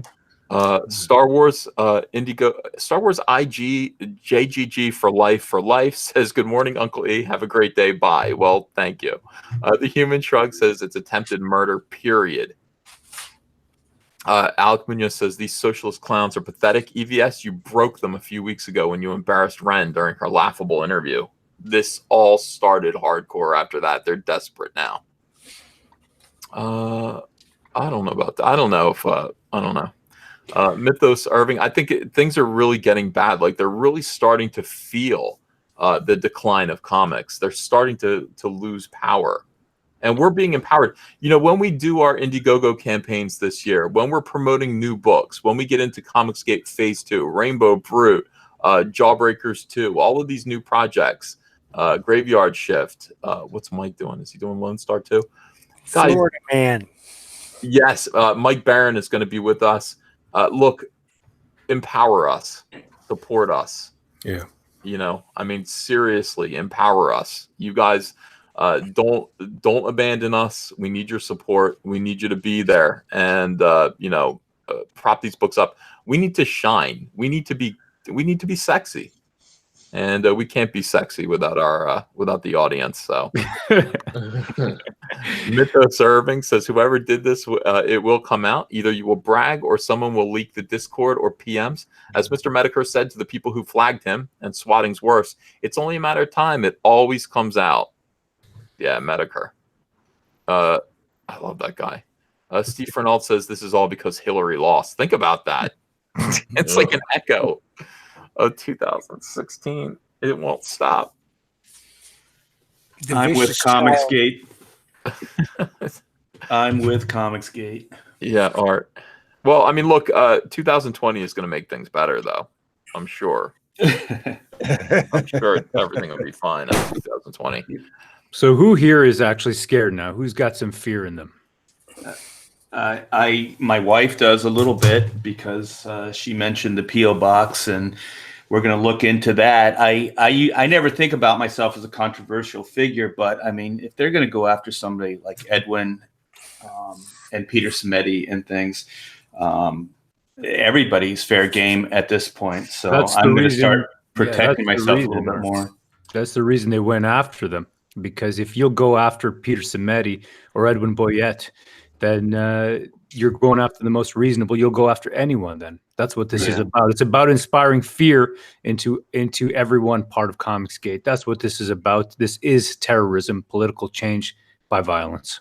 Their comic group has 6 people, 7 people now by my count, a combination of death threats and that's a group doing that.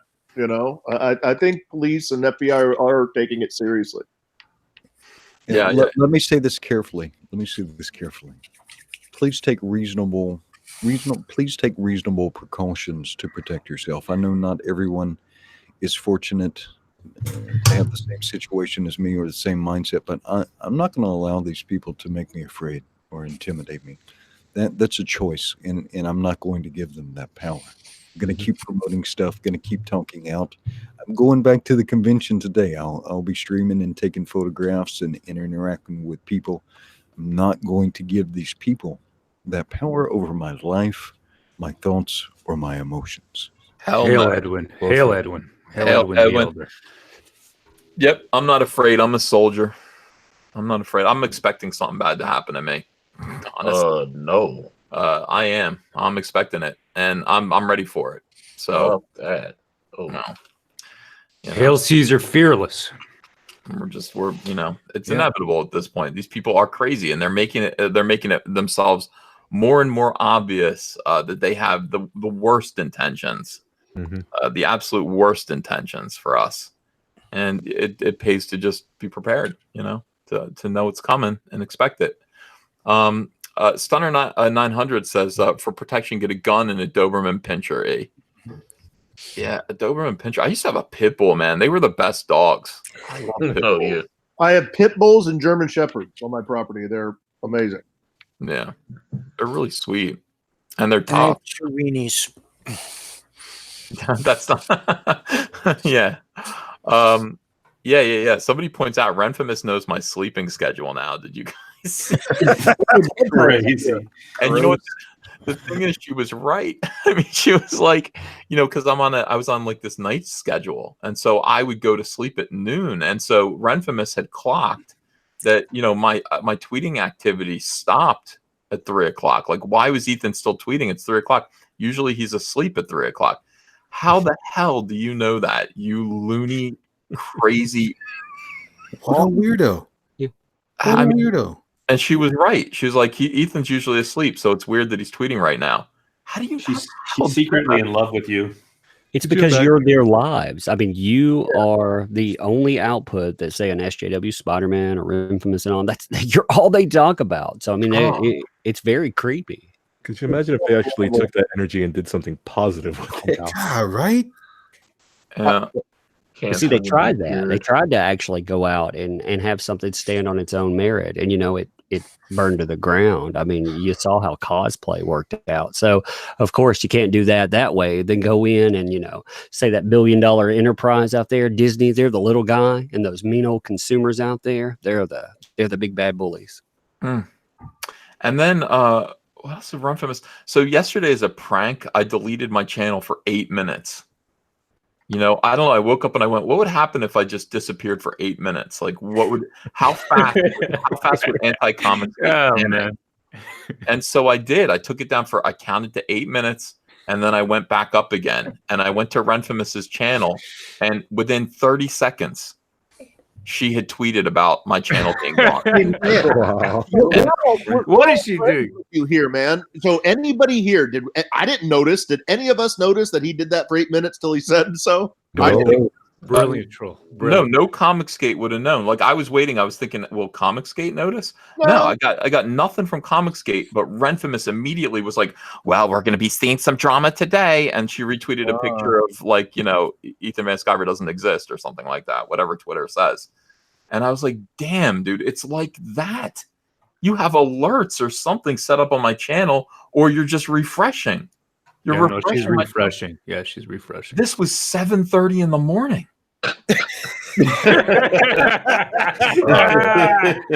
She's a married single white female. First thing is her eyes bolt open. Her first thought is Ethan. Yeah, what is Ethan saying? What can I do? Like, how do I spin what Ethan's saying? That troll was brilliant. And then I know Ethan's awake right now. I know Ethan's asleep here. It's like, so yeah, I faked her out. Like I was dizzy yesterday. I stayed up I was like, I think like being on a night schedule is obviously bad for a marriage. So I was just like, I'm staying up and I'm going to, drink a lot of caffeine and then try to go to bed at 9 p.m. or something. And I did. Now I'm on a now I'm on a wacky schedule. I'm on a normal schedule around Renfamous. So you're going to have to adjust your charts or whatever it is you got. She's going to have to change that little clock on her shrine to you. Yeah. Well, you know how they have in airports, they have different time zone clocks. She has one on the wall. It's just for you. No, she's actually changed her time schedule, her own time schedule, to be in sync with Caesar. Yeah. What if she stays up? Like, what if she's right now, like she's getting ready to go to sleep because it's 2 o'clock, or whatever, and she's just like, well, Ethan's asleep, so I'll sleep too. we may have faked her out completely. That might be why she lost her job. She told her employer, I have to sleep on this schedule. The chat saying EVS time zone. Yeah. People are like, does it bother you that she's like probably thinking about you right now? I'm like, no, I like it. I mean, I like myself. I think you should be thinking about me. I think all my enemies should be thinking about me all the time. I think it's sad that they are. I think it's sad that they're not doing something else, but I understand it. I'm pretty interesting, Antonio. Oh, it's so hot. Yeah. Elliot, don't you say you're so hot?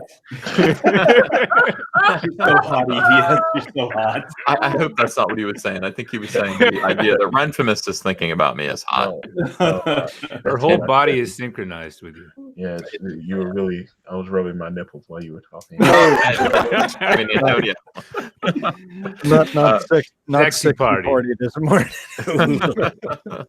All right, let me read some more of these to change the subject real quick. Boag says, defamation lawsuits when? Defamation lawsuits are tricky. It's really hard to win those. It's really hard to prove defamation. And losing a defamation lawsuit is a scary thing. Like, I would hate to sue someone for calling me a white supremacist and then lose that lawsuit. You know what I mean? Mm-hmm. Like, because of just the optics of that. Like, I couldn't prove that they defamed me, but it's like, hey, you said they defamed you for calling you a white supremacist, and the judge ruled that, it wasn't defamation. It's a scary thing. It makes you look like what you're railing against. Right. Well, also because you're so pale. It's so blunt. If one of us did it, it'd be like, oh yeah, of course, we win. Done. Yeah, and before you go that far, you have lawyers send a letter saying, hey, cease and desist this, or it's going to get, it's going to get serious. Then you start a paper trail. So when you go to court, that you have to say, hey, for this past 6 months, this has been happening to me. Here's why, here's the person. And, you usually get a settlement out of that. Yeah. Well, I'd have to prove, that, I lost money over this. And I think honestly, the more they harass me, the more money I make. So I have trouble with the whole thing. Not so Ninja Joe says, whoever did this used the same MO, same phone call statement, and to 2 similar targets. One more time, and we've got an attempted serial killer. It sounds overblown, but that's about the size of it. You think that this is what I hate to say this, but all that scalp talk, and this is all part of that? Yeah, it encourages the loonies. That's what it does. I still think we should incorporate as a nonprofit, and we organize. Send letters, make a statement, because that we got to get organized. John Malin's in the chat. He says swatting is a bitch move. Don't swat anyone you disagree with or put them in harm's way. Hashtag I am Comicsgate. All right, brother. Yeah, we got to be above, beyond reproach. Yeah. Mythos Irving says hi to whoever swatted poor Edwin. We all know you're watching, you sick fuck. Tippy Tail McKitty says when you buy a house, it will be public knowledge. Anyone will be able to look up your address on the state database. Don't discuss your security. JDC says, why did you delete your rant video about retailers meeting and DC's announcement with less titles? I loved it and it was well said. It killed me to do that.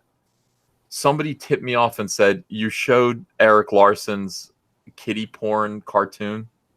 And somebody said, look, YouTube doesn't distinguish between, what could be called child pornography when they're like no drawn child pornography.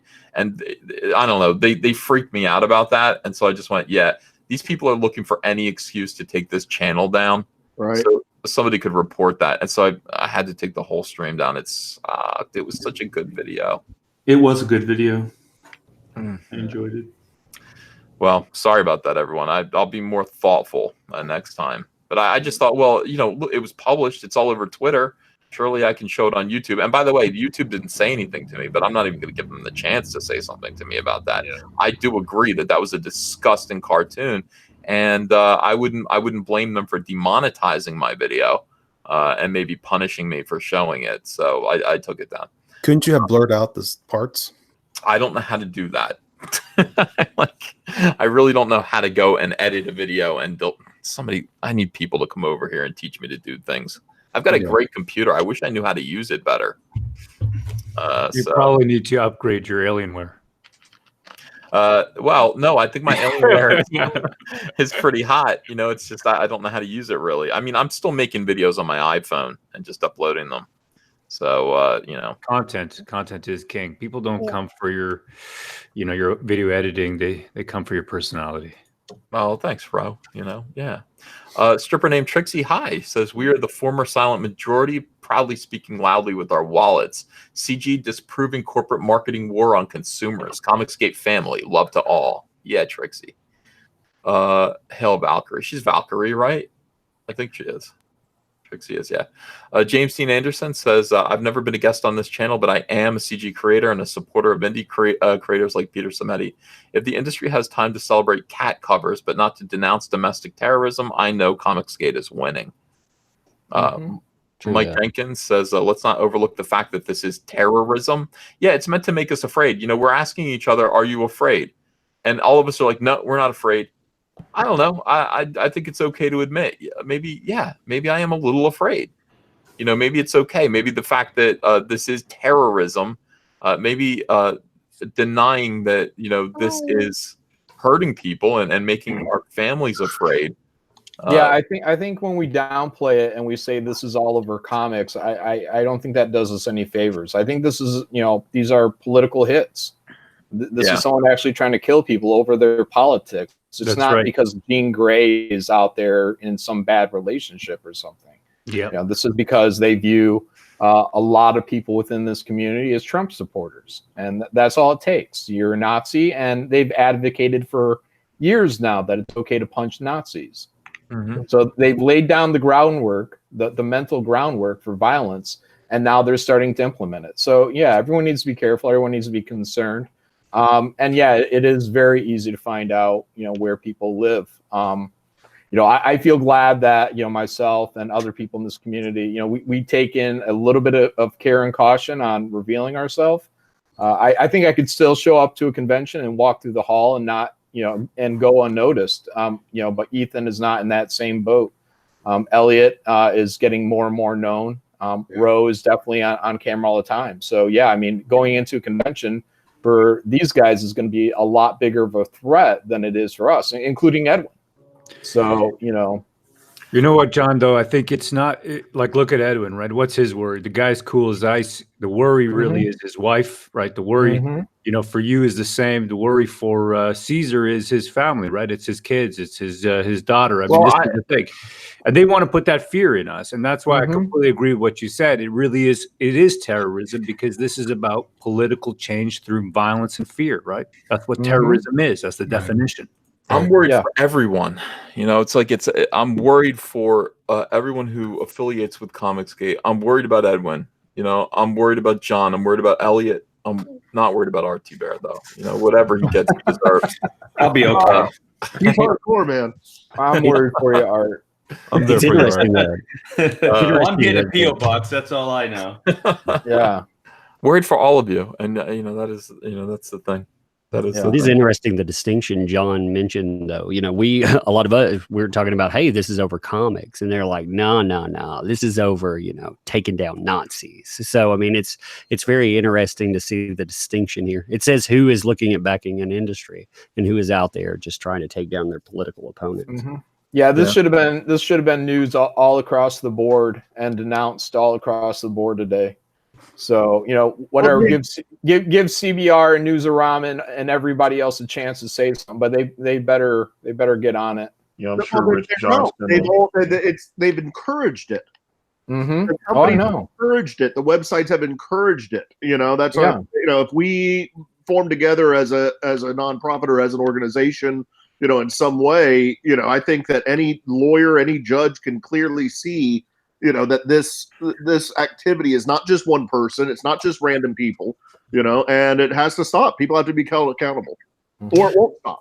Yeah. Bleeding Cool made me try to tie me to the alt-right. So yeah, I definitely understand that, these guys are not working in our best interests. Absolutely.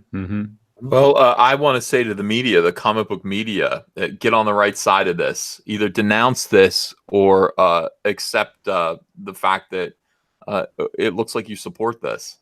This needs to be loudly denounced. I don't care how you feel about Comicsgate. You need to denounce swatting when it happens here. Caesar, has anyone even thought about Cecil? No. What do you mean? His safety, right? I mean, he's What about? Well, Cecil's home, by the way. He's home from vacation. All right. But you know what, Cecil? Cecil bounces. Yeah. You know what I mean? Like I get that impression about Cecil. He is like, if anybody's read Plastic Man comics from the 1940s, like I have, Cecil is Woozy Winks. Like something happened to Woozy Winks. Like here's the story of Woozy Winks. Woozy Winks was in a boat and he was fishing and he pulled up a wizard on accident. And the wizard was so grateful that Woozy prevented him from drowning that he gave Woozy Winks invulnerability against nature and accidents. And so Woozy just said, okay, thanks, pal, and put him on his way. And Woozy is untouchable. Like he doesn't even accept or realize it, but he's just untouchable and unharmable and super lucky. I think that's who Cecil is. Yeah, he should be your bodyguard. Cecil as my bodyguard would be awesome. Would be awesome. No, because like nieces, whatever his nieces. No, whatever happened to him, whatever was meant to happen to him would happen to me. That's what would happen if you hang out with Cecil. Right. Get his nieces. His nieces, yeah, they're tough actually. Yeah. Trevor, Integer Spin says after Wade and Funimation, maybe Marvel next. Sue Marvel? Is that what you're saying? I don't think Marvel's doing anything wrong, really. I don't know. I mean, Marvel is collapsing, but yeah, I don't know if that's not how to look at this. I do think that there are individuals within Marvel who need to be or Marvel should be alerted to individuals within their organization who seem to be cheering this kind of stuff on, whether they realize it or not. Trevor Nielsen says, Mr. Boyette, I'm so glad you're safe. Protect yourself and your family, Mr. Ethan. They have a hard-on for your pain. Hail the frog. I'm in zero pain. Passion for Drawing says, someone really doesn't like Edwin reading Dune. Edwin. You knew it was risky, Edwin. Yeah. I don't blame them, honestly, for that, because Dune sucks. Do you like Dune? Really? Yeah. God, that movie's awful. What about the book? Dune by Frank Herbert. By Frank Herbert, yes. Yeah. Oh, it's fantastic. Come on. I got to disagree with you, Caesar, but only on this one occasion. The movie? You like the movie, Dune? I like the miniseries, the one that they did in the 2000s. Oh, that was good. No, I mean the it should have been good. The David Lynch movie, Dune, was just, a mess. There's a beautiful. Can I read this quote from the book? And you'll change your. I'm going to change your mind right now because it is germane to this moment. Do it. You ready? Yeah. I must not fear. Fear is the mind killer. Yeah. Fear is the little death that brings total obliteration. I will face my fear. I will permit it to pass over me and through me. And when it has gone past, I will turn the inner eye to see its path. Where the fear has gone, there will be nothing. Only I will remain. Hail Muad'Dib, hail. Muad'Dib. The god jobber. You almost convinced me. And you guys are wrong. The David Lynch Dune movie is really good. Is it really? Sting is amazing in that. book is watch it incredible. The chat is yelling at me about that. I'm a huge David Lynch fan, and I just consider Dune to be something that he couldn't get his hands around, probably because of all kinds of production interference. But yeah, I'll watch it again. I have the Blu-ray behind me, or the DVD. Read the book again. The book is it's about your life, Caesar. I haven't read the book once. You've got to read it. It's incredible. It's actually about your journey. How about that? All right, now I have to read it. Mm-hmm. Is it wrong for me to have a cartoon in my head of a new cop season where they come after people that want to create comics? We can make that show, right? That's what I'm saying, man. That's all it's crazy. Mazzamonti says Edwin put it perfectly. People are enabling this corporate complicity. Yeah, well, what do you think of that, Edwin? Well, I had contacted Rakesha about 3 weeks back when a couple of comic pros were saying I was like a KKK supporter and stuff, and I was going to have him draft a letter to the legal departments of DC Comics and to Marvel Comics, and I was like, nah, let's hold off. I don't want to harm anybody's life. That's not what I'm about. I just want people to dial it down. But I think I'm going to be getting a hold of him again probably next week, and I will go forward with that. I will have him draft letters to the legal department of Marvel Comics and DC Comics about the actions of their corporate agents, and this freelancer claim they try to make will not hold up, because Marvel and DC's brands are branded all over these people's social media profiles. That's right. People's names are all over these books, so it will not hold up. And so I'm going to have Nick send letters to the legal departments of DC Comics and Marvel Comics, kind of laying this out and exhorting them to exercise corporate responsibility. Brilliant. Yeah, great. And if you need any support with that, I could have my team add on. I believe myself that all of last year, especially it started last year when the pros came out and said, you are this or you are that, started labeling groups of people. I do think it needs to be at the corporate level dialed back. Yeah. Hey, by the way, that umbrella guy, congratulations on 17,000 subscribers, pal. Hey, thanks. I didn't realize I hit 17 yet. So that's like, man, you're breaking the news this morning. I shouted you out on Twitter. I early this morning, I just said, here's how to subscribe to that umbrella guy. And I noted down what you started at, and I wanted to see what would happen if I shouted you out. I got you 220 subsibers on that umbrella guy channel. So I'm like, man. Appreciate it. Yeah, people haven't subbed. I've been covering one of the things that Flash, myself, and a couple other people, we've been connecting with another community as well. I mean, we have a lot of carryover into the anime community, and more and more people are hearing what's going on and how this intersects, because they've been hearing about Vic and all of that insanity, from people like I say, Yellow Flash, myself, Ricada, and DJD, other people like that. And then they see, you know, what's going on in comics. And I think it's great. I think every time we're able to connect communities and show them, the little, the wannabe bad guys are trying to follow us over here too, which is kind of entertaining. Taco Jones says, do you think SJWs are the same kind of people that would be at the head of a mob lynching back in the day, or am I wrong in that thinking? Yeah, I think so.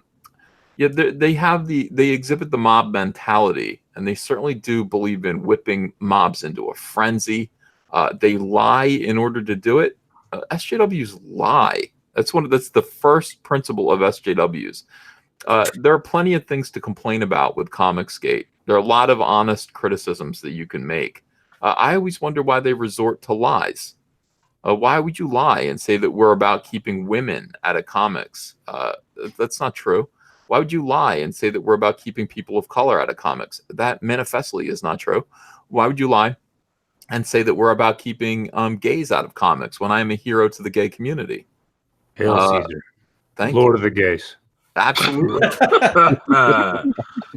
Absolutely. Why would you lie? Well, you know, there are things that you could be honest about it, but in order to actually whip a mob up into a frenzy, these people choose to spout lies. And then, you know, they use lies in a certain way to get people angrier, and then they promote mobs. So yeah, I think they're the same type of mentality, the same type of tactics involved in actual lynch mobs back in the day, quote unquote. And we'll leave it at that. Kay Brady says the only people who urge others to avoid hurting other people is this group right here. That's us. The message to the whack jobs from the top of the mainstream is that they appreciate their insanity. Yeah, this is Edwin again saying, you know, look, Marvel's enabling this and applauding it. And so are these stupid pros who come out and go, I just want to say I condemn Comicsgate. You don't condemn Comicsgate, you effing idiot. None of these people are also dumb. You do not condemn Comicsgate. You condemn what they lied to you about Comicsgate was. You condemn that. You condemn a magical, fake, evil, cartoonish version, a series of lies that people promote to defame Comicsgate and to stop us from protecting this art form. That's what you condemn. It means absolutely nothing. When you say, I condemn these people who want to keep women out of comics, you're not condemning Comicsgate. I don't know what you're condemning, but it's not us. Idiots. Can I say that again? Yeah. Idiots. Thank you. Thunderbird says, Edwin, Ethan, and all of Comicsgate is good people. Boeg says, I'm so damn sick and tired of this turn the other cheek. Be kind to be the better person BS. When are y'all going to start suing people? Well, Boag, I hear your frustration, but we are suing people. Diversity Comics, your boy Zach is in the middle of suing Mark Waid for tortious interference. That's going to send a big message. Jeremy Hambley of The Quartering, we raised money for him to be able to sue the man who assaulted him at a convention. That's going to send a different message. I don't know. What other lawsuits should we be, you know? My team's already sent out a bunch of letters, and most people have shut their mouths about me and Cautionary and any lies or slander. So I guess I'm lucky that way, but yeah. Excellent. Well, we use lawsuits strategically. I think. I mean, if you can think of a open and close kind of lawsuit that we could engage in, we would do it. You know, we would absolutely do it. But defamation is really tricky, and you're going to see that as Zach tries to sue. Part of Zach's lawsuit against Waid is defamation. I'm not sure he's going to win it. It's just too hard. It's too difficult to prove you were defamed in a way that cost you money. So Kakali says, Oni Pa, my brother, stay pono, much aloha to you. I know I wrecked that, Edwin. Penny Wisdom 1983 says, in all seriousness, if Edwin needs donations for legal fees or emergency funds, let us know. Strength and support. Comicsgate as a family. Yeah, if Edwin needs to sue anyone, you know, I will set up the GoFundMe and I will promote it, and we will raise money to support Edwin. You know, I said that early on about Zach's lawsuit. I said, if Zach needs to sue Mark Waid, we will bury him in money to do so. And what did we do? We buried him in money. That is what Comicsgate can do. It's the flex. If we need to make a point, we'll make it. And God bless you guys for, when I say that, and then you guys actually come through. Do you know what that looks like to Anti-Comicsgate?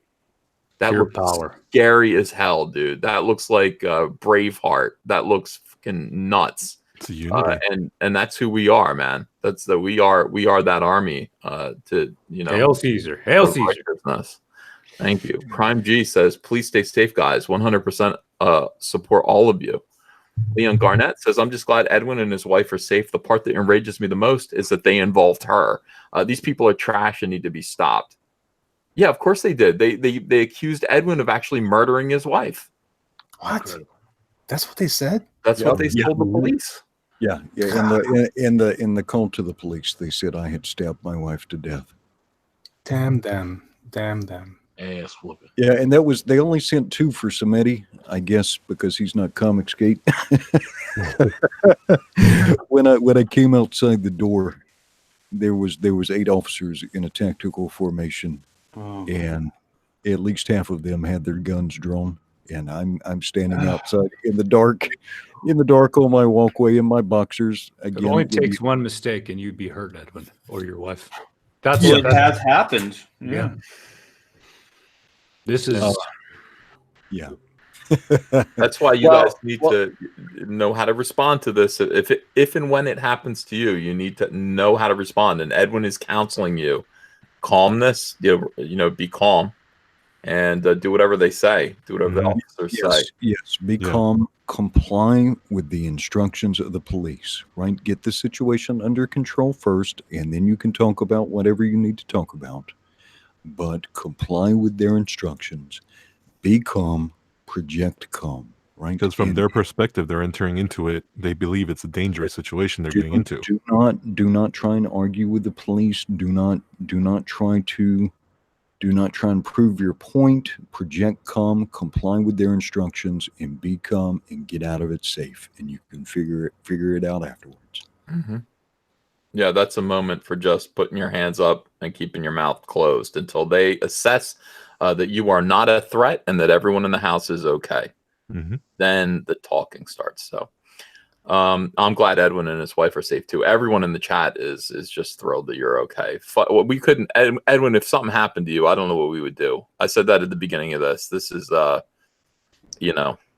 And just to be clear, I'm not going to stop. I'm going to keep promoting stuff. Why would I want to stop now? Why would I want to stop now? This is such a fantastic community.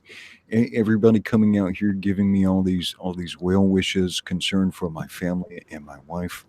Thank you so much. We love you very much. I appreciate all of your enthusiasm. I appreciate all of your good intentions. Yeah. Mm-hmm.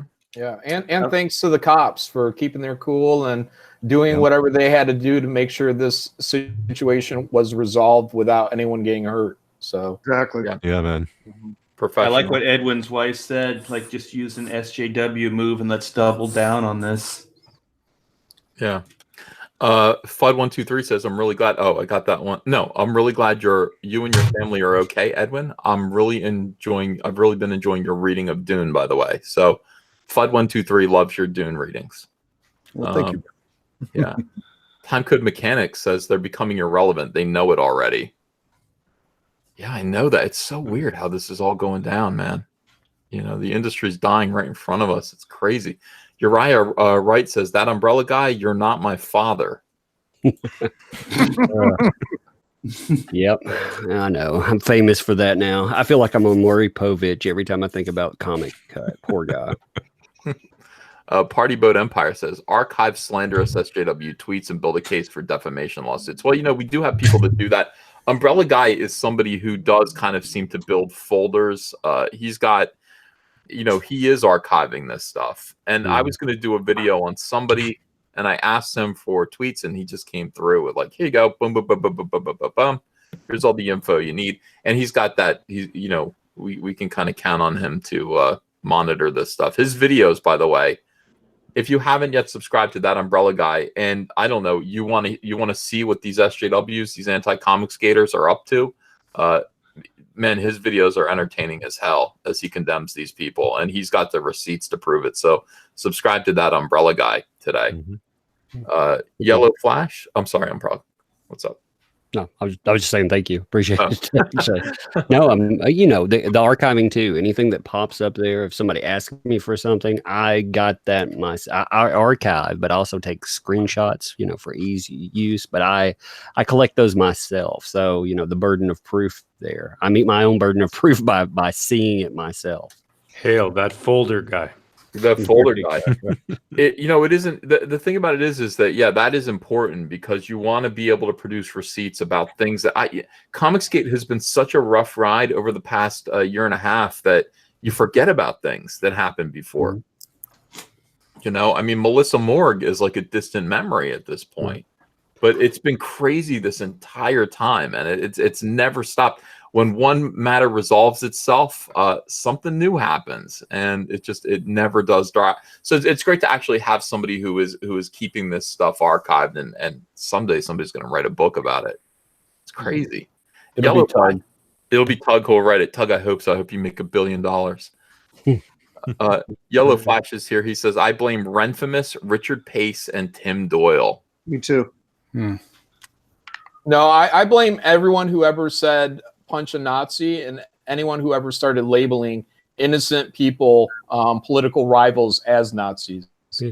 That's who I blame. It's not just a Renfamous or a Tim Doyle or any of these guys. It's everyone. It's everyone that's ever supported them. It's everyone that's ever encouraged these types of people. They've all factored in some way. But I kind of hesitate to blame just 3 people and say these guys are to blame. You're right. And, if you really look at it, the companies and organizations that are culpable in these attempted murders are really upset. And let's be honest, because people like your boy Zach and all for years have been pointing out very valid criticisms of the hobby that we all loved. They have to know inside somewhere that their stuff ain't good. They have to understand that deep inside somewhere that our criticisms are valid on some level, right? But to encourage this, creators that are out there creating to do our own thing, to encourage this on another American is just next level evil. And I'll just call it evil. That's how I feel. Yeah, and nobody goes swatting anybody. There's no reason to go after anyone for any reason. The only time you should be physical is when you're in self-defense and you have no other choice. Right. Don't go after these people. Don't do anything. Look, and if Ren or Joe Quesada, if any of these guys got doxxed tomorrow, or I'm sorry, swatted tomorrow, Comicsgate would still be there, and we would say that's bull and that's not cool. Yeah. We would come out because we're reasonable people, and we're dealing with unreasonable people, right? People that are too afraid to come out and just say, hey, you know what? The Comicsgate people aren't actually these Nazis and white supremacists. They're our fellow artists and, at one time friends. And the truth is, it's just political divide. That's all it is. And they build up these fictions that allow them to commit acts of evil and allow otherwise good and decent people to feel validated and remain silent, even though they know what's happening is 100% wrong. So shame on those people as well within the Comicsgate or comics community. Yeah, even stuff like, I'm sorry. Even stuff like the MAGA hat and things like that. To them, it's like branding, like it's the KKK. It's like a white hood to them, or like the SS, the cross. It's so insane the way they're creating this narrative. And if we just back off and just think about it as reasonable people, it just says "Make America Great Again." Like, who's going to be opposing that? That's insane to me. Yeah. Gentlemen, I need to take a shower. The comic convention opens up pretty shortly. We've got 3 people down there who are representing Comicsgate, so I want to go support them and pick up some more stuff to send. I want to get some more of these postcards and stuff. Hell yeah! All right. So I'm gonna take a shower and head down. Thank you so much for all your support and your love. Yeah, have a good time, Edwin, and be safe. Absolutely. Stay strong. Aloha. Thanks for being here. Have a good time, Edwin. Later, brother. Yeah, that's he's a got brave a lot man. of he's got a lot of inner strength, man. A lot. I don't know if I would be the same, if my wife was there and these guys busted down the door. Understandable. Yeah. Yeah, and what if he would have answered the door armed? This is a 4 a.m. knock on the door. It's very possible that someone could have answered the door armed, and it could have went ugly really quick. And I do believe his wife said there was a tense moment once they got back into the apartment or whatever he lives in, where I think Edwin might have entered the room, and the cop was like, "What are you doing letting this guy come in here?" Yeah. Like that could have been, again, you just don't know. I mean, these are life and death tense situations for these cops. They don't know if they're there under the impression that either the wife has been killed and Edwin is completely misleading them, and maybe his wife isn't his wife, and maybe she's misleading them. That's what they have to validate. They have to verify when they're there, is that they're not being misled, because they don't know who Edwin is or who his wife is. The one saying, the lady saying it's his wife could be his accomplice. So all this is very, very tense until it's all settled out. Very dangerous. And yeah, it is attempted murder, man. There's no way about it. And it's political. It's an attempted murder against a political rival. That's all it is. Or even a religious rival. Because Edwin is an outspoken Christian. So, I mean, and there's so many people in the SJW community, they cannot stand Christians. And they definitely can't stand Trump supporters. Right. This is why it's so important. Someone said this earlier that and Ethan, this is what a point that Ethan was trying to make to me a while ago, that they're not changing their minds, the SJWs. But I'm not worried about them. I'm worried about everybody else. I'm worried about the people in my neighborhood, the people that connect with me beyond that are learning this stuff in the first place. That going back to your point, John, make sure that we're doing all the right things. We're not acting like the damn animals they are. Right. So that they can see that we're not that kind of people. That's not who we are. We cannot start the violence in any way, shape, or form. No. And we should not encourage violence or anything like that. No. We have the high ground. And as long as we keep the high ground, I mean, we're going to win.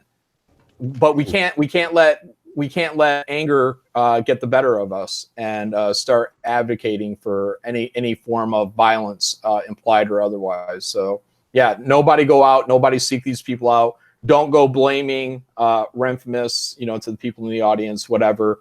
I mean, there's plenty of people that all have a little bit of shared responsibility in here, but it's not one or three people's fault. So you think you make me to shave my head so I can look different, though? I don't know. DP M says, "Who was the weird atheist guy commenting about Edwin on Mike's live stream a couple days ago?" No. I don't know who that is. Find out. I don't know. Bob Delinquent says, "Of course they swatted Edwin. Every single thing they do is designed to kill us. From comics to Congress, they want to kill us all." Grateful Head says, "Edwin's wife should have played Captain Marvel. What a woman." Everyone loves it. Yeah, what a woman. Everyone really liked Edwin's wife. She was nice. Yeah, she was. Antoine Dennison says, "Love you, Edwin. Take care." Boeing says, "Swatting is not a prank. It's attempted murder." Mythos Serving says, "Don't send Ethan a big sausage pizza. That's gross." I don't know if that's gross. I mean, that's, Oh, I like your book, Elliot. I thought you would. I didn't get one yet. Did I order one? Did I back you? Yeah, you did. Okay, good. I got one comment. Good. I always forget. I think I backed everybody, but I could be wrong. Ian Aldridge says, "I'll send you pizzas, Ethan, but I would go broke trying to feed you. So here's $5 instead." See how these people treat me? I want a pizza right now. Me too, dude. I'm really hungry. Yeah, I'm fasting today because last night I had a cheeseburger that I made myself, but I had it on Hawaiian roll. Look at a Hawaiian roll, cheese, ketchup, and then I had 2 beers with it. And I went, I'm going to suffer for this. And when I ate it, I was like, oh, I felt bloated. And then, now I'm like, I'm fasting all day long. I gotta keep losing weight. I got another 50 pounds I want to lose. Whoa. Hector Lopez says, "They don't care though. It's pointless to be nice online. Might as well insult them." Lycan645 says, "Would it be worth contacting who you spoke to at the FBI about swatting?" I mean, I spoke to a local FBI agent in Pensacola, Florida. I just don't think there's any. I don't think he would know what to do. And you know, his whole thing is, you know, I think they're monitoring the Pensacola thing. I would love to call him and find out if there's any news about that, but that would be, it's just gossip. He wouldn't need to tell me anything. And they handle that stuff locally. The people I talked to was my local FBI office. Yeah. How close are you to Pensacola? I'm about 4 hours or so. You ain't going to that show, are you? No, man. I don't. I'm not going to many of them. I don't think you know, at all this year. Mm-hmm. I got a show next week. Yeah. Yeah, down south. I'm a little concerned about that, but I never had to be before. I'm a pretty chunky Puerto Rican guy. Not that worried about people, but oh well. Gotta do what you I'm gotta not worried about us. I'm worried about taking my kids. I'm worried about any families that are there. Yeah, I would have to go alone. I would go to a convention now, but I wouldn't bring Andrea. I wouldn't bring, you know, Ava, obviously. But I would go. You know, I honestly, the last convention I went to, I had a line of people. I showed up and there was an advanced line of people waiting to meet me. All of them super polite, while the convention was buzzing about how it was controversial. You know, this kind of thing, Comicsgate is very, very popular. I know it doesn't feel like it, you know, when we're sitting here being swatted and called Nazis. It's extremely popular. People like it. And my only reason for not going to comic conventions is that I don't know what they're for anymore. I guess to physically meet a small group of fans. We talk to thousands of people every day. There's no, you know, I make more money in super chats at one of these things than I would working my ass off all day long drawing commissions. I don't know why people, the comic conventions just don't seem like they're an effective way of meeting and greeting fans anymore. So, you know, so that's the reality. But I'll go for fun. I'm going to go to Star Wars Celebration for fun, you know. No, I'm going as a vendor. But you're right. It's not. See, the whatever's happening in Anti-Comicsgate and everything else around us is affecting everything. It's affecting the conventions. Everything that was fun about this hobby, they're eating it, and then they're vomiting it, and it's just and then they're making it dangerous. And that's just crazy. And at the end, you guys are right. It is about politics. It is about religion. It's about differing views, and they don't like it, and they're throwing fits. But their fits are dangerous. Yeah. Mm-hmm. And you're right. It's not fun. You know, the kids don't want to go. You know, I don't want to go as a vendor. I don't want to go even as me. I want to go as a father to take my daughter. Mm-hmm. And you know, the stories aren't fun. The environment's not fun. You know, either it's just a shame. You know, it's just a shame that you know, our kids will not be able to have that same experience like we did with our dads. And it's all changing. It's all changing. By the way, welcome Doug to Naples. Looking good. Hail, Doug. Hey, my friends. The kid was. Look at Doug to Naples. By the way, let me just roast Doug. Doug, you look 10 years younger. You're looking good, Doug. Oh man. Don't lie to him. He looks cooler than all of us. Don't encourage him. Doug, you look like a barista. Yeah, I feel like one too. Can I get you a soy latte? Yeah. Oh. I need ear gauges. I need like these giant ear gauges. Oh, you know, so did you dye your beard blue? I did. How'd it come out? Not well, I guess. It was about that blue. No, that was a disaster. Dude, the chemicals you cake on your beard, the fumes go up and you can just feel it just tearing your lungs apart. So I was like looking for a tube anywhere in the house to breathe through. Dog. While I was burning my face, and then you put the blue dye on and it just stained my whole, looked like someone drew on me with a marker under the beard. So I was just shaving like 3 days straight, 3 times a day, scraping my skin off. Doug, I'm going to be real honest with you right now. Yeah, brother. You look 30 years old. Yeah. Look cute. You look cute, like a cute guy as a cute barista. The beard being gone is actually helping you. It's youthened your face. It's let me focus the camera on you instead of me. I just want to look like Ro. Ro is handsome, but Ro's got the beard that it's really it's what I'm going for right now. I'm trying to get a Ro beard. Yeah, we're a far cry from Ro, Ethan. Yeah, I'm about a third of the way there. Are you really? Yeah. Well, let's get Malin on camera. No, thanks. He won't do it. Okay. It's taken me a while to be able to get on camera too, though, because like Zach got me real paranoid about it. Like my first conversations with Diversity in Comics about being on YouTube, he said I don't want to look at men. He said don't show your face, and I was like, and I was just like, I didn't realize like that wasn't good advice. It's just Zach's a weirdo. You know what I mean? Yeah, no, people want to see you, and that's the thing with sorry to interrupt, but the conventions you were mentioning before, there's a physical presence. People want to actually feel your aura in the flesh. I believe it. Yeah, I do too. I do too. Yeah. People need to see what you. And by the way, comic historian Benny gave me the opposite advice. He said, "No, get on camera as soon as possible." He's like, people need to see what you look like so that they recognize you. Like he was like, "You're doing this for fame, right?" And I'm like, "Yeah, I think a little bit, maybe like 20%. I'm doing it to become famous." Celeb. How did you do the math on that? 20%. Because it's not major. I think it's like 50% I'm doing it for the money. 30% I'm doing it for because I want to communicate ideas to people, and then 20%, to get famous. 100% I'm trying to get laid by hot chicks. Bryce. Yeah. It's important, but it's not that important. But I mean, when Benny told me, he's just like, I walked around New York City Comic Con with Benny.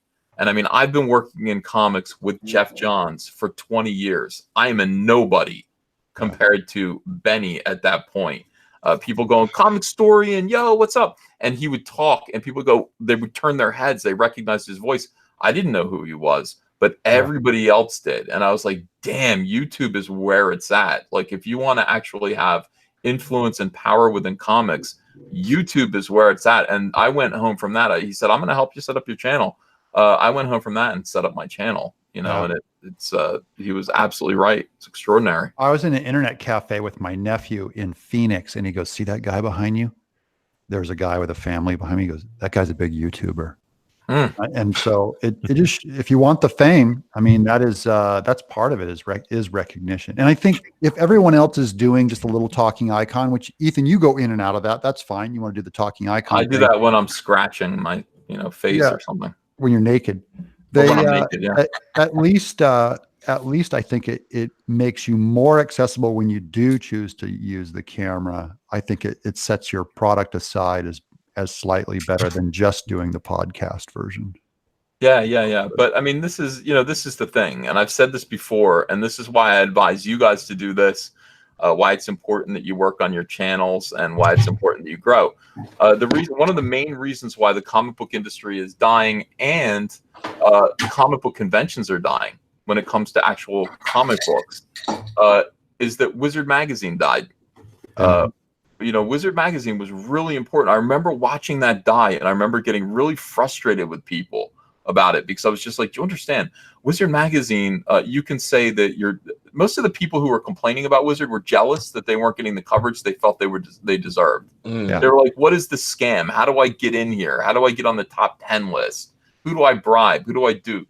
Nobody. It's just Wizard Magazine. It's a bunch of nerds up in upstate New York that are doing this fan magazine that is glossy. It's in supermarkets, and it's a missionary for the comic book industry, and it makes comic books creators into celebrities.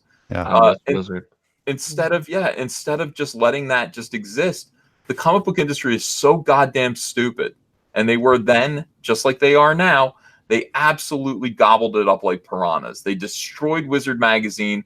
They put it out of business, and Wizard Magazine is no longer here. I remember the endless stupid complaints about it, and I was just like, guys, if this goes, like, we are going to be all anonymous. And it did go, and we are all anonymous. Now You're going to be sitting in a diamond catalog, just one little line. That's right. Yeah. We're names on a credit box rather than a big glossy double page splash of us like in rock star poses. That's who we used to be. And so now when at comic book conventions, it's like Jimmy Palmiotti is going to be there. Nobody cares anymore. They don't know who he is. But the comic book conventions are almost entirely made up now of, celebrities who used to be on TV, and we're sitting in Artist Alley like idiots.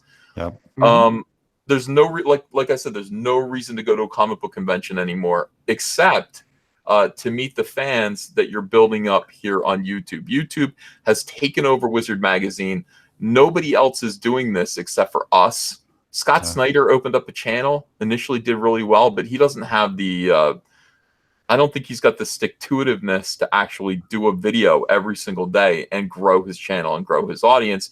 He's depending on DC Comics to keep him relevant. But when DC Comics closes down, and they're going to stop publishing floppy comics within the next 5 to 6 years. What are you going to do? Where are your fans going to go? They're going to find something else to do. Actually communicating with people on YouTube every single day is building your brand. It's communicating straight with your audience. It's creating, you know, I don't know, just it's a personal interaction. And they'll pay for it. It's like they so appreciate. It's so much cheaper to watch a YouTube channel, even give a super chat, than negotiate a Comic-Con.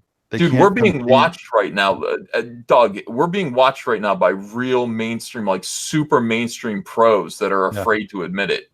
And I know that for a fact now because I'm hearing from them. And one of them reached out to me to say, "Where did that video go? You took it down." Yeah, I was watching it with my wife. I get Facebook messages from people in the industry. They're saying like, so how does this work? You know, they're just asking me, you know, in a clandestine way, how does this work? What's it all about? Who do I talk to? Yeah, and Art, you and I had that conversation before your gig. Remember, you said like, how does this work? I'm like, I'm still just trying it. I don't know. It's an experiment. But you got to do it. He's going, do you think I can get blah, blah? And I'm like, yeah, I think you can. And he blew that number away. Well, when it heated up, it was when DC let a lot of those, like the whole lettering department, they let a lot of those artists go. And within hours, I started getting a lot of inquiries about like, how does it work? Do they need letterers? You know, stuff like that. Oh, wow. It's gonna get like that. I promise you. And I'm already telling people. I'm already telling you know my peers. It's like when the time comes that you realize that I've been right all along, come straight to me. Come straight to me, and let's get going. And the sooner the better. I mean, the sooner that people get on board with this, the better for their own sake. Because people who were just relying on like a couple cover gigs every month. Those are drying up, you know. DC has now reduced they're reducing their publishing by 15%. All of these guys, these C and B minus level talent, they're going to be on the streets. They're not working. Ethan, does DC ever look in the mirror, just look from a marketing business standpoint, and look at those numbers and say we're doing something wrong, or do they blame the industry? What are they thinking when they see a 15% reduction in their whole business? This is like the flagship of comics. Well, they're responding by cutting their business by 15%. That's how they're fixing an industry-wide problem that they've been seeing now for 5 years. And, you know, it was only 2 years ago that Dan and Jim Lee said, we've got to try to save comics, and here's what we're going to do. But there's all kinds of inner conflict as well over there. You know, DC Comics, it's not just one voice. It's a bunch of different voices who want to try different things, and they're jealous of each other. Yeah. I want you to remember DC Rebirth and the tremendous success of Jeff Johns' DC Rebirth. Was not necessarily greeted 100% with accolades and happiness by everyone at DC Comics. Some people thought, I want my ideas to prevail. When is this going to be over? Surely this can't last forever. Surely Jeff Johns doesn't know everything. Wrong. Jeff Johns knows everything. He knows all. So look, there's a lot of fighting. There's a lot of stuff like that going on both sides. You know, of the big two. You know, and you know, look, DC is going to point the finger at Marvel, you know, and Marvel, of course, what they're doing, because they're SJWs, instead of cutting their line, responding to an influx, just a flood of unsellable garbage on the stands right now.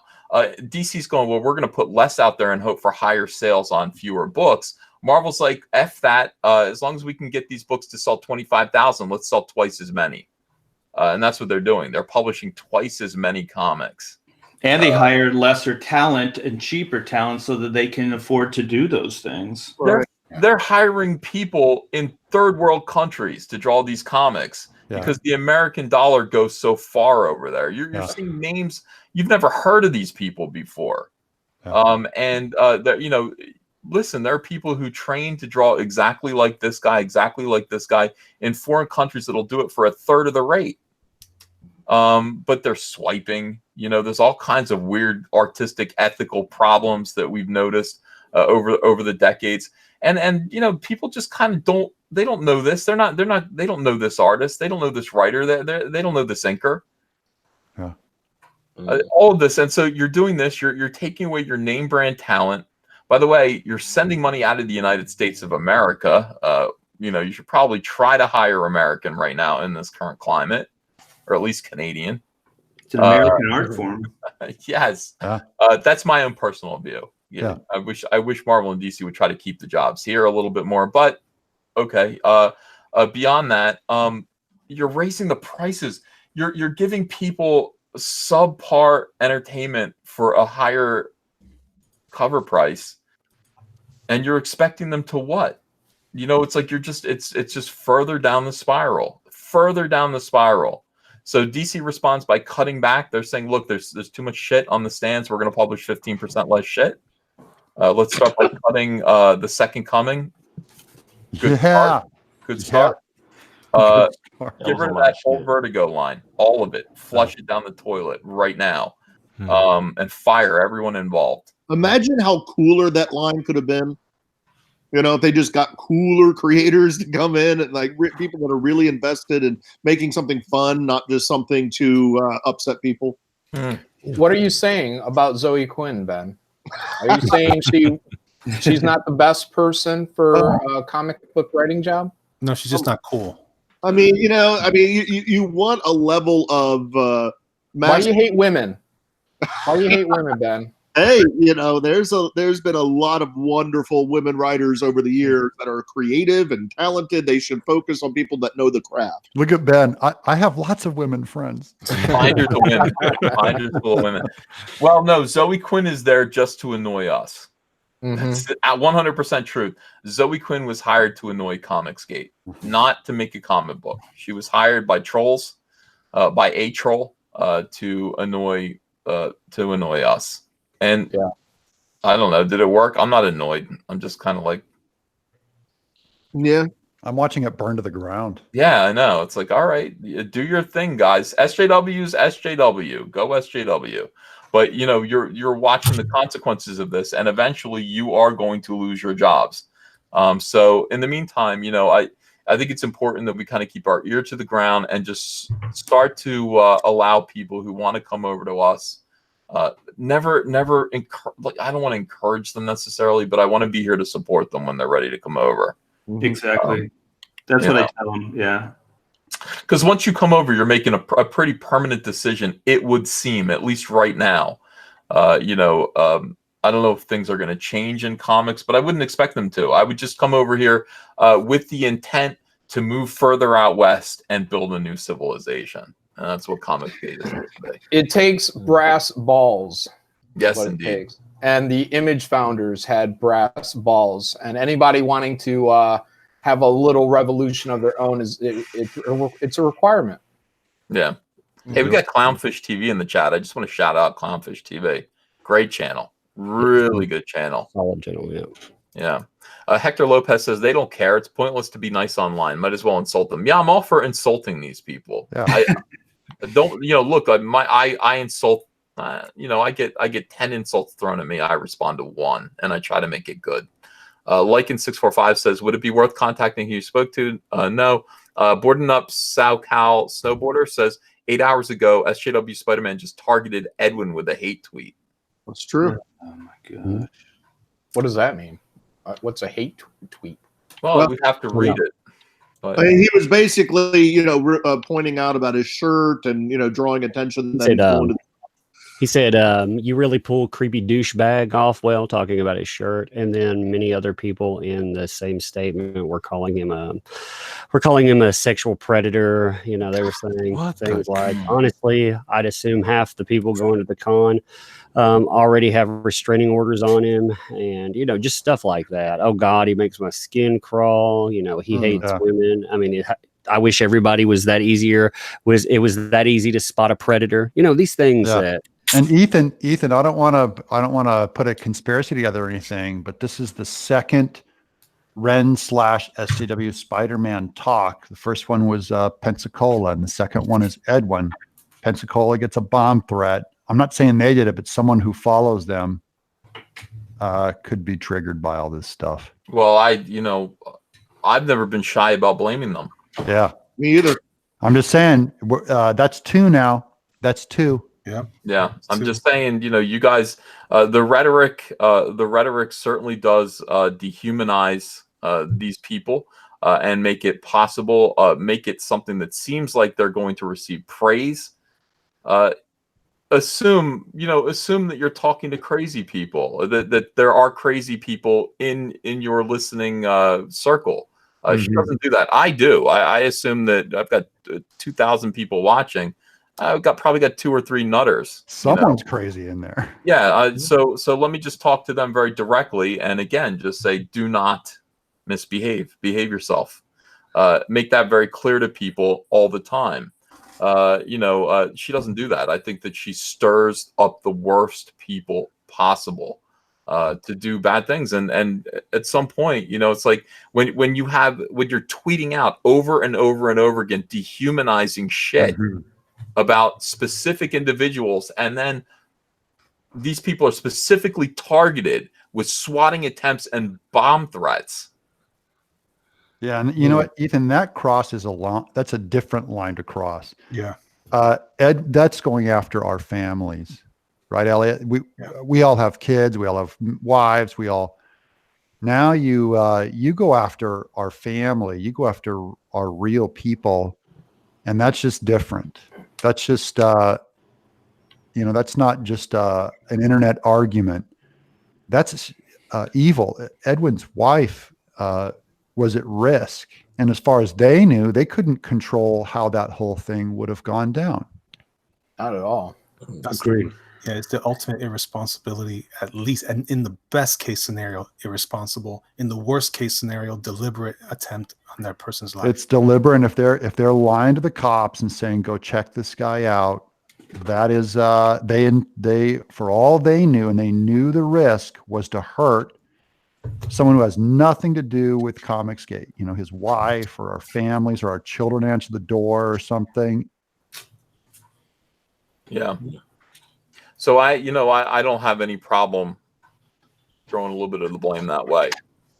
I made a video about it, Peter Samedi, when he was attacked. I wanted to just point out, it's like this kind of rhetoric does have consequences. And, again, words have power, and it is that it's an attempt to dehumanize their opponents such that it's easy to commit acts of violence against them. This is what the whole punch and Nazi thing is about. Hector Lopez says, seriously, screw these people. Yeah, for real. Jeff Goulborn says, my wife's best friend needs help. I was hoping Comicsgate and chat could help support their GoFundMe. Sorry about the evil. Praying for you all. Well, I mean, I'll retweet the GoFundMe. Send it over to me on Twitter. Spooky2TI says they view differing opinions as violence. A postmodernist tenet is that emotions constitute identity.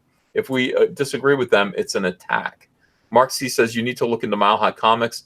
Yeah, Mile High Comics is hosting some kind of drag contest for kids. Is that what I heard? What is that? You guys know? That's what I saw.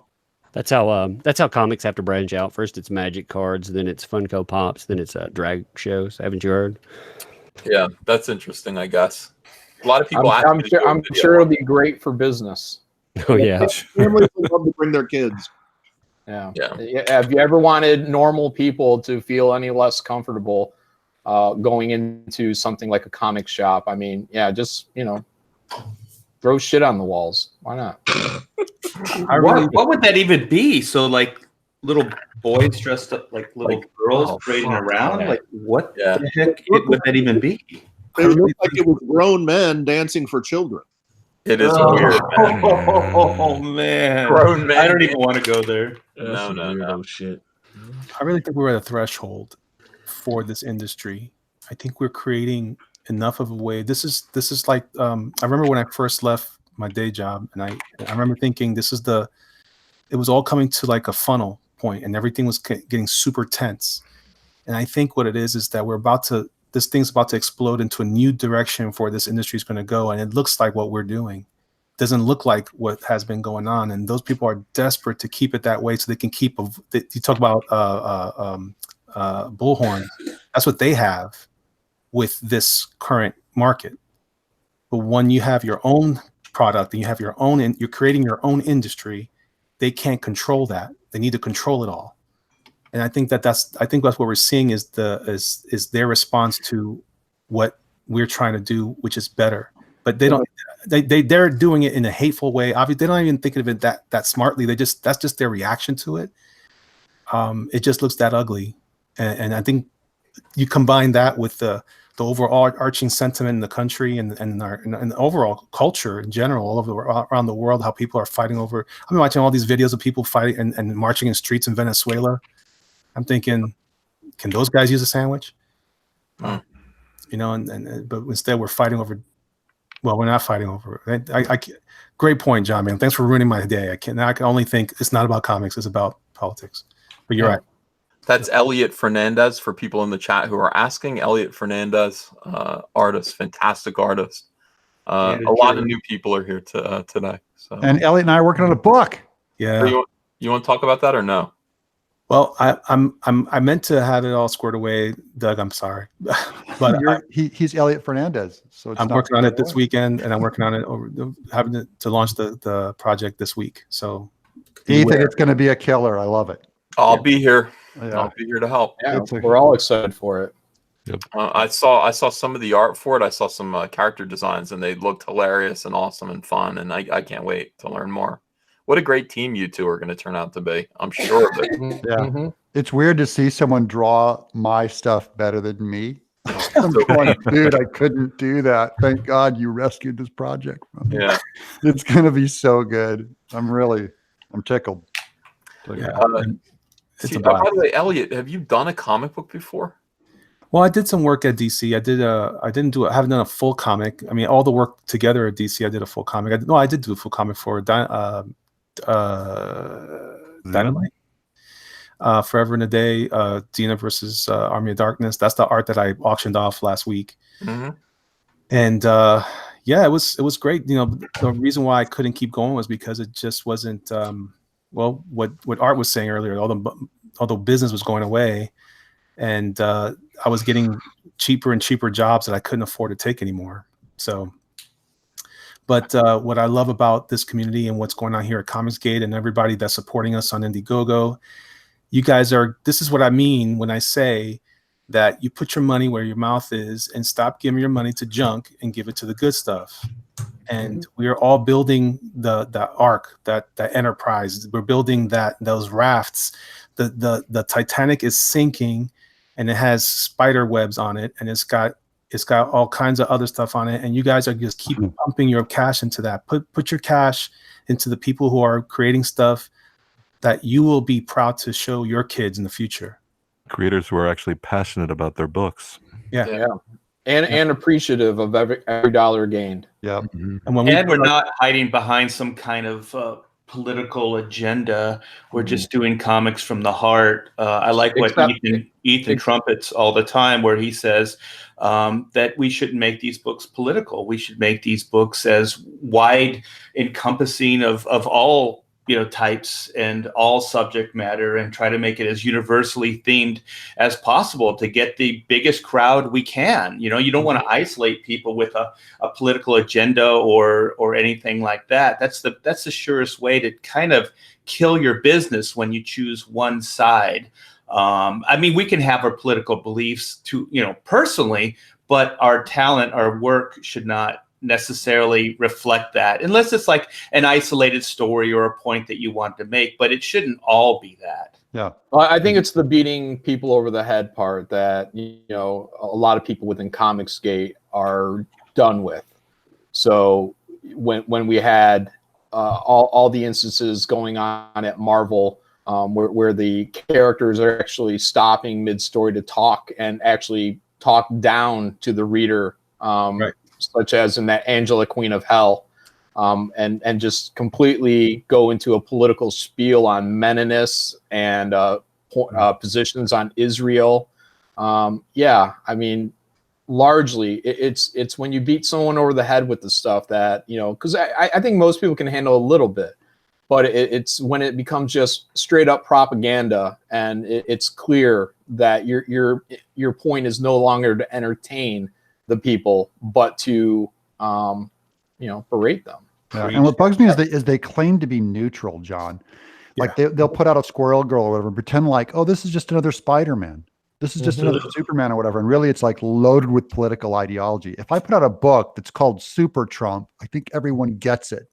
If I put out a book that's like a classic neutral character and then suddenly start pumping political ideology in it, they're trying to pretend like that's neutral. Yeah, they can choke on Squirrel Girl. And then they take something like sexual content or even talking about sexual content to children, no big deal. But Mike Miller putting on a Jesus Save sign in the 80s, that can't be that. You can't have that. He needs to be attacked for that. That's bigotry. Yeah. All right. Hey, by the way, I never do this, but could I ask you guys to hit the thumbs up button in the chat? If you're in here, a good way to really help this channel, it kind of allows me to keep my live streams up and moving. Just hit that thumbs up and let's see if we can get the number up, because it's like we got 2,000 people watching and 1,300 thumbs up. You guys really help the channel by doing that. It'll only take you 1 second. And spread the link around, guys, because look, if Ethan puts up another Star Wars video and that's where all the money and the fame comes from, we gotta make up for that with all these live streams. If you guys like this stuff, then spread the link around, give it a thumbs up, and then suddenly it starts to weigh into Ethan's business decisions too. He looks at it and goes, no, these are pulling their weight, and I want them to pull their weight. I appreciate you guys. Thank you. Everybody's saying subscribed and they hit the thumbs up. Yeah, subscribe too if you haven't yet. Please do. Please subscribe to all these channels. Yeah. 1.6 now. Oh, thank you. That's great, guys. Thank you so much. Mythos Irving says, "Fuck you, Ethan. I just thumbed down." Bird Diggity says, "These people are insane. Stay safe, you guys. Much love." Tyler Preston says, "I used to give the SJWs the benefit of a doubt for years, but all bets are off now. They are indeed the most vile human beings I've ever seen. Hashtag fight back." Harmonicaster says, "As a Jew, I wake up knowing some a-holes want to kill me and my family. Keep the faith, Edwin, and go from strength to strength." Venom Vlog says, "Non-comic skater here, but showing support for Edwin." That will join us. Gil Rivera says, "Swatting over comics. Thank God the Boyettes are safe. Shame on SJWs. Industry professionals need to disavow these extremists. Hashtag swatting is wrong." Mike Jenkins says, "I'm going to the bathroom to take a Renfimus." Man of Sex says, "Send the SJWs Barbara Streisand's greatest hits." Boeg says, "The SPLC is BS. Lawyer up. Start suing." Liam Gray says, "You say I believe there's an active conspiracy, but a cult devoted to destroying the personal livelihood of myself and my peers, and they have been held responsible for vandalism, swatting, etc." So that's what we tell the FBI.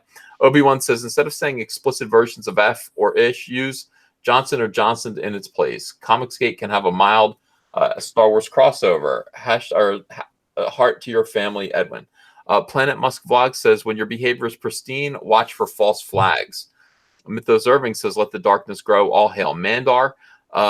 K. Brady says, "Mainstream comics creators who follow these lunatics will not get sandwich money from me when they lose their jobs." Yeah, I mean, pay attention to these guys. I don't want to say make a list, but make a list. Lawrence Miller, after 20 years, I have a renewed interest in comics since Comicsgate began. I love this family. We love you.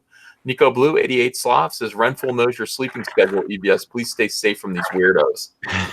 God, that freaks me out when she did that. She knew I would be like, it's 3 o'clock. Ethan's asleep at 3 o'clock. Damn it. Like 3 in the afternoon. She's absolutely right. Beyond obsession. Yeah. Like, should hire her.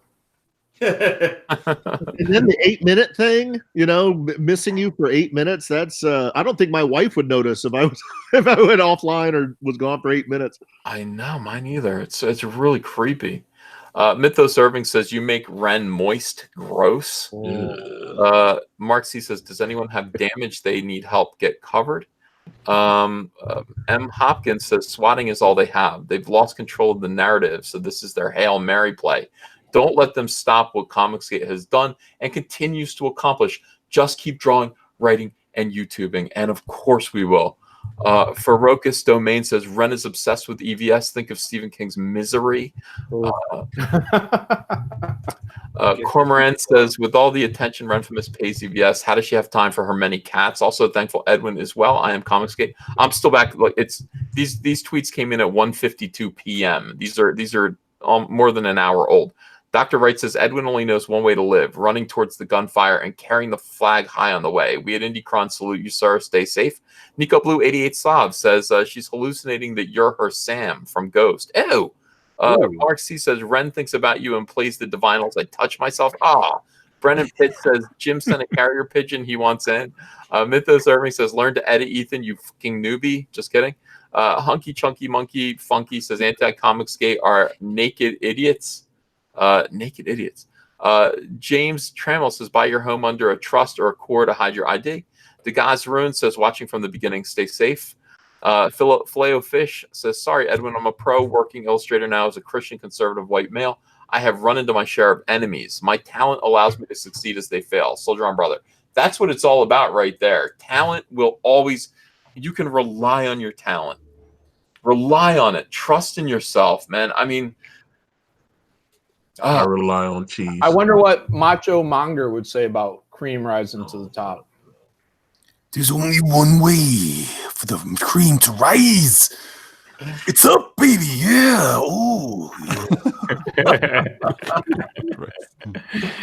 Yeah. Oh, man. That's so good. But I like that, Elliot. I try. Elliot's really good at imitating voices. He does a great Doug Tenaple. It was freaking one night. Yeah. Hey, he and Brian on their show Paranormals, they were doing is it Michael Caine, the Alfred's imitation? Oh, he's amazing. They were killing me. He's hilarious. And I'm going, how are these guys this talented and this good? And they're like comedians. Everyone in here is talented. Yeah. Funny. But my favorite character of all is Ro. I still just the Hail Caesar stuff on his show is stupid. It's so stupid funny. I love everything Cecil. It cracks me up. Everything he's doing. I like his pictures from wherever he was at. You know, Doug, I wish it was just a joke. I mean, I wish it was. I mean, you see what's happened now to Edwin, right? I mean, you tell me, brother. Yeah. Yeah, that's not a joke. But I loved Edwin's response. This is a lighthearted man. This is a culture war. This is a culture war. You better believe it's a culture war. This is war. Absolutely, it is. And the thing is, the worst part of it is that I find myself next to you, Dirty Doug. Yeah, buddy. Hey, look to your right and to your left, all these ugly old men. We're your guys on the front lines. Hey, no, I'd rather have you. I'd rather have you, Doug. At least you're honest. You know what I mean? That's it, man. Sly Marbo wants to know what happened to Cecil. Haven't seen him for a while. Cecil's been on an extravagant vacation in the islands. Like, Cecil's sister is very wealthy, and Cecil is a total freeloading slob. And Cecil is wealthy adjacent. Yeah, exactly. So his sister goes on beautiful vacations, and my assumption is, I talked to Andrew about this, and I think what Cecil does is Cecil watches his nieces. I agree. Babysitter. He's childcare. Yeah, and so he gets to come along on these vacations. He takes full advantage. He takes nice pictures of him like in the middle of like crystal blue water, drinking a tropical drink. I was so jealous. Yeah. He said he's only going to be able to do it for a short time longer because the kids are getting of age that they don't need anyone to look after them. Cecil's gonna have to get out and get a job. Well, look, he's Comicsgate. He's gonna do just fine. So, we all love Cecil, but he's home now. The thing is, Cecil he just came home today. Start expecting to see Cecil turn up to live streams. He's always invited. You know, when he wants to come, he comes in here, and it's good. Mythos Irving says SJW has recorded this video and sent it to their lawyer and law enforcement. Hey, will not be harassed. Have a great day. Thanks, Monica, for that meme.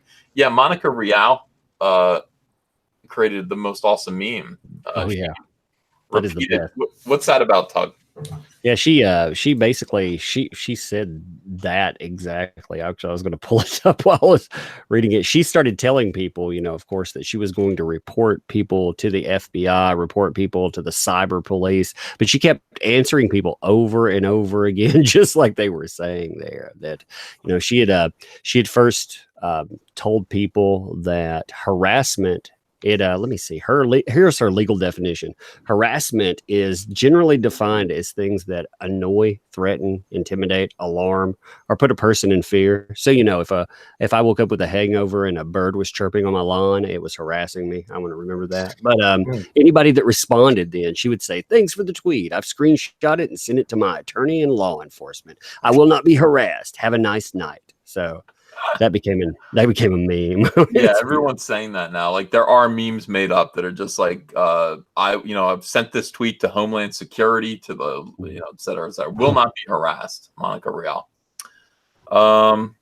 Yeah, she's funny. I'm tempted to get into that. I watched all you guys' videos. I got up to speed on the whole Vic Mignogna thing. And if I see that, I think you guys have it handled.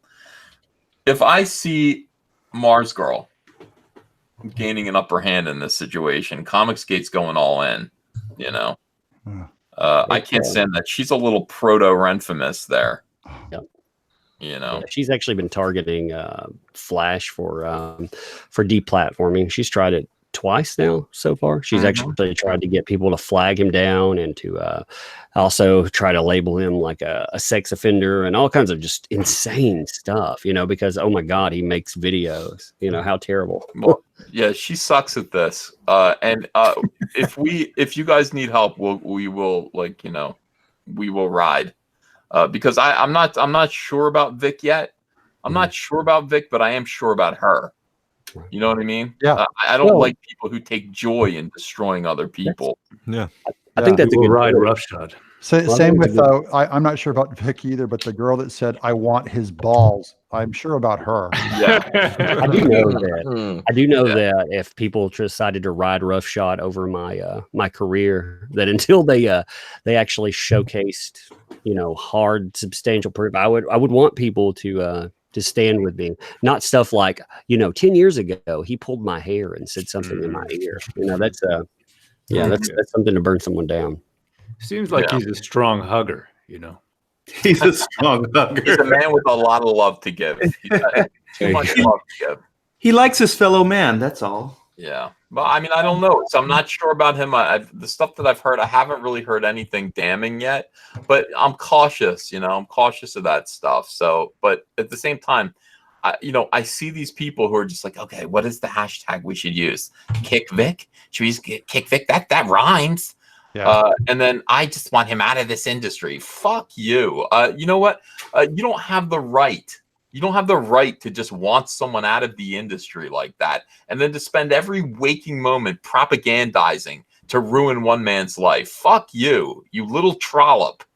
That's it. I'm getting motivated. I might go in. If he has a family, you know, he can't provide for them. So you're not just hurting that guy, you're hurting everybody that he supports. It's insane. I'm leaving it to Yellow Flash and Umbrella Guy just for now, but I'm telling you, it sounded like all the accounts on Vic were they were women in his hotel room. So they went to his hotel room. I know that's not a license for everything, but I'm just going, it's not like he was in their hotel room. Actually, three of them. You know, they actually, they took fan photos, you know, things you go to creators and pay for. They said, "Oh my God, look at him. He's hugging fans. That's assault." You know, and it's like, what? You know, you pay for those photos. You know, you can tell they're at cons. And then he knows how to make a living, you know, by being extra affectionate with them. I'm sorry, but these voice actors, I've seen them. That's all they do is they lay all over each other. Yeah. It's like normal behavior. Well, that guy tries to get laid a lot, you know, at cons, and he should. I mean, if you're a single guy and you're around women and you're an adult, take them out to dinner and try to get them back to your hotel room. Why not? I don't see a problem with that. I think there are a lot of very strange, immature people feigning adulthood in this industry and in anime apparently.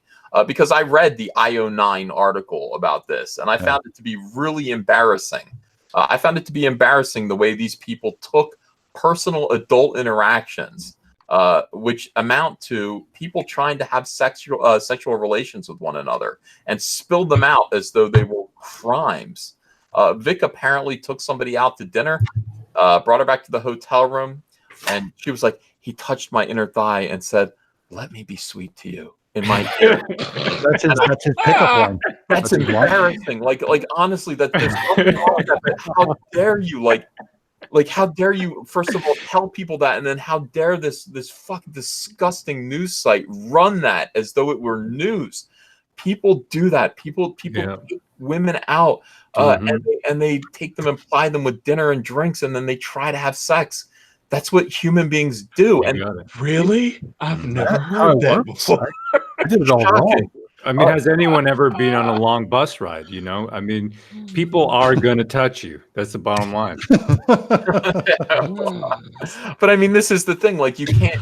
Now, these people want to sort of they want to monitor and shame people trying to have sexual relations with each other. Leave it open. You know, it's entirely lurid. The entire point of that is to shame and embarrass a human being who's acting like an adult, as far as I can see. When a man takes you out to dinner and he brings you back to his hotel room and he touches your leg and says, "Let me be sweet to you," you can say, "No thanks, I'm leaving now." Yeah, no thanks. If he's keeping you there, then that's a different story. I'm not hearing that part. I'm not hearing the part where he's forcing himself. I'm hearing the part where he's trying to move something forward. But I'm not hearing him actually force you or anything like that. I'm hearing that you got yourself into an awkward situation, maybe. I don't know.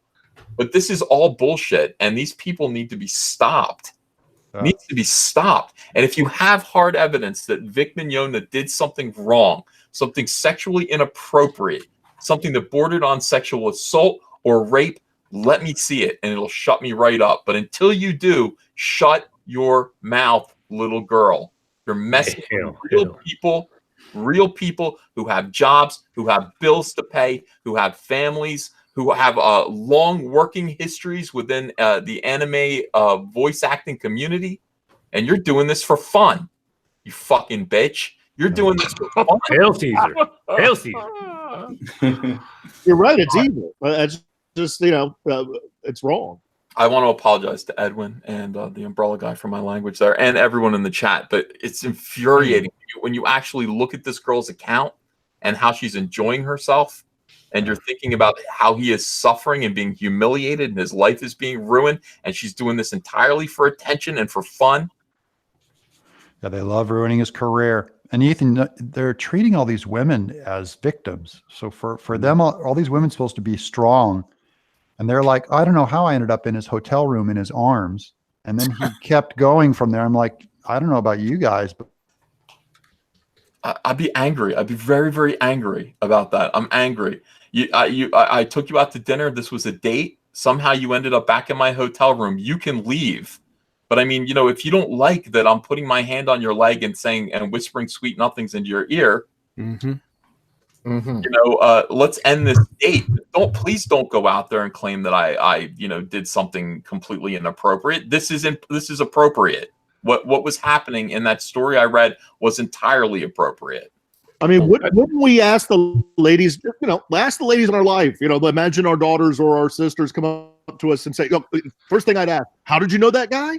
Where were you? Where did this happen? What happened? Nobody's asking these questions, I mean, even family or even somebody close to you, you ask those questions, right? But they're not doing it. They're just rushing to judgment to crush somebody. Oh, also, Yellow Flash did a video where someone provided him with Vic's responses for the IO9 article and actually how they were framed. And when you look at that, oh man, it's infuriating because they went in and they manipulated everything. Of course, I mean you expect that, but at the same time, just they flagrantly admitted to setting up a hit piece. And in fact, what was really crazy, so Anime News Network is the one that broke this. They broke it right after the hashtag came out around the 17th of January. Okay, right before that, all of their people were trying to set up this predator of conventions list. They wanted to put together a list and name all these people. Well, one of their people, their former founder of Anime News Network, ended up on the list, and that went it's so stunningly backfired that they had to ditch the list, but they continued forward with this. Yeah. You guys are doing good work, though. I'm really proud of you guys for studying this. I mean, look, find all available evidence. Don't make up your mind about who's right or wrong here. But I can tell you, one person is transparently wrong. One side is transparently wrong about what they're doing and why. And I don't mind saying so. Rich says we can't let this distract us from the primary mission, which is to move the needle forward. I'm proud of you guys for standing strong. Albino Thunderbun says Donny Cates publicly denounced Peter Cimetti's swatting. Has any other mainstream comics pro done the same thing for Pete, Ben, Edwin, etc.? No. Yeah, you know what they did? Like Richard Pace and Renfamous, they all came out after the fact and quickly got ahead of it. They got out in front of it, but they probably propelled it. So, I'm not so sure I feel so great about the disavowals after the fact. Is disavowal a word? Yeah, it is. Well, it is now, yeah. They also they start complaining the other direction. Like if somebody says, "Well, this may have been contributed to by you," or contributed to by you, and they turn into all about them, and they become victims themselves. Yeah. Never mind the actual victim we were just talking about. Yeah, and then the same people that are disavowing, the same people that are disavowing are friends and taking pictures and supporting the people that harass and dox and threaten us. Yeah. So it's disingenuous. I don't believe any of them. Vlad Riot says, what was the name of the guy drawing? That's Doug TenNapel, the creator of Earthworm Jim and the creator of Bigfoot Bill, his Comicscape project. It looks like he's doing a commission for your entertainment right now. Doug TenNapel. Thank you.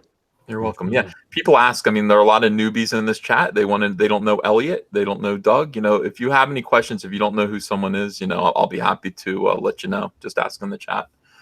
Mark C says, Dune the novel is tedious. For every poetic passage, there are 50 pages describing sand. I don't know if I want to read this. Mythos Irving says, sorry, Papa Ethan, I suck at spelling. Carl Hungus says, Caesar, I lost it. God damn. I have a lot of super chats here. Thank you guys very much. Caesar says, you are the Kwisatz Haderach of Comicsgate. What does that mean? Kwisatz Haderach. This is the Messiah. Yeah, from Dune, the Muad'Dib. That's right. You got to read that book. I'm telling you, Caesar, you got to read that book. Just watch the movie again. All right. No. It'll change your world. Read the book. You'll understand where you're at. I'm feeling pressure now. Wolfin26 says, what works has Edwin done? Edwin is not a comic book professional. Edwin is a voice. Edwin is an entertainer on YouTube, I would say, at this point, and a personality. If you subscribe to his channel, you should. He has a lot of talks about religion, and he's everyone's friend. He's just everyone's friend. Let's see. Panboy Lando Switchchild Dong Lover says, war campaign stands firm with Edwin and maybe with Vic. Not sure yet. Hail Caesar. Yeah, we're not sure. Panboy, does he have his Twitter back yet or no? No. He's been perma-banned because he called Ren a bitch. That's it? Yeah, that's it. That's terrible. Jam Create says, I'm at 83 subs. Where's my shout out, Uncle Ethan? Just kidding. Well, I don't see why you're just kidding. A guy's got a channel named Jam, Jam Creates. Everyone go sub there. Let's get him to 100 subs, at least. Master Control Program says they are a collective. We are individuals. Kevin Nelson says, advice for a writer who's not an artist making comms. What is making comics, I guess. Doug, would you have any advice for Kevin Nelson? I think writing is the most important part of the story. So you can keep working on your craft while you go hunting for an artist. I would say writers don't understand how much work is in the art side of it. I'll give you an example. When Elliot and I started talking about this project and I was writing it, the first thing I offered him was a partnership on it, on the IP. And a lot of writers won't do that. Generous. They think they own the idea.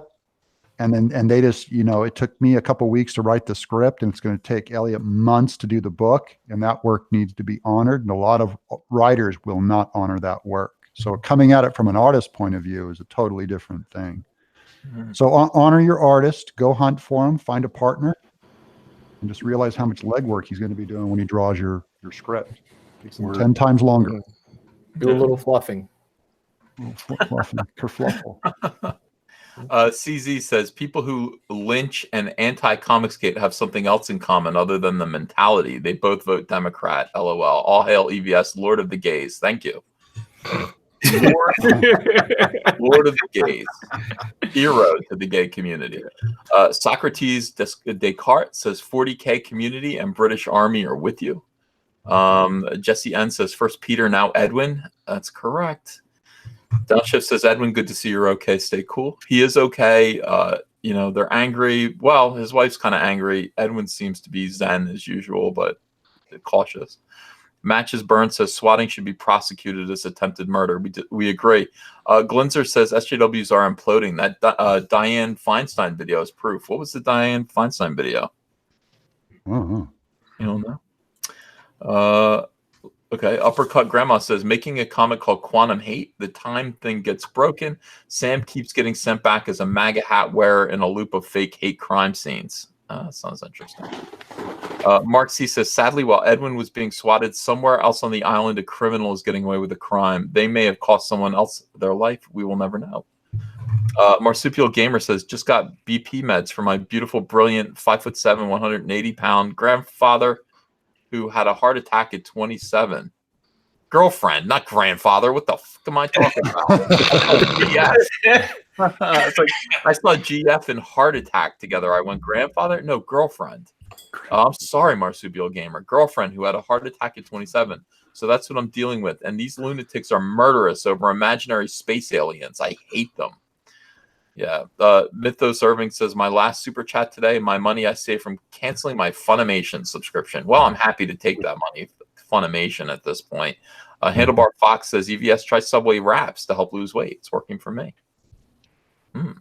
Mythos Irving says, we'll only go so far. The artist formerly known as Hey Mike. Mike.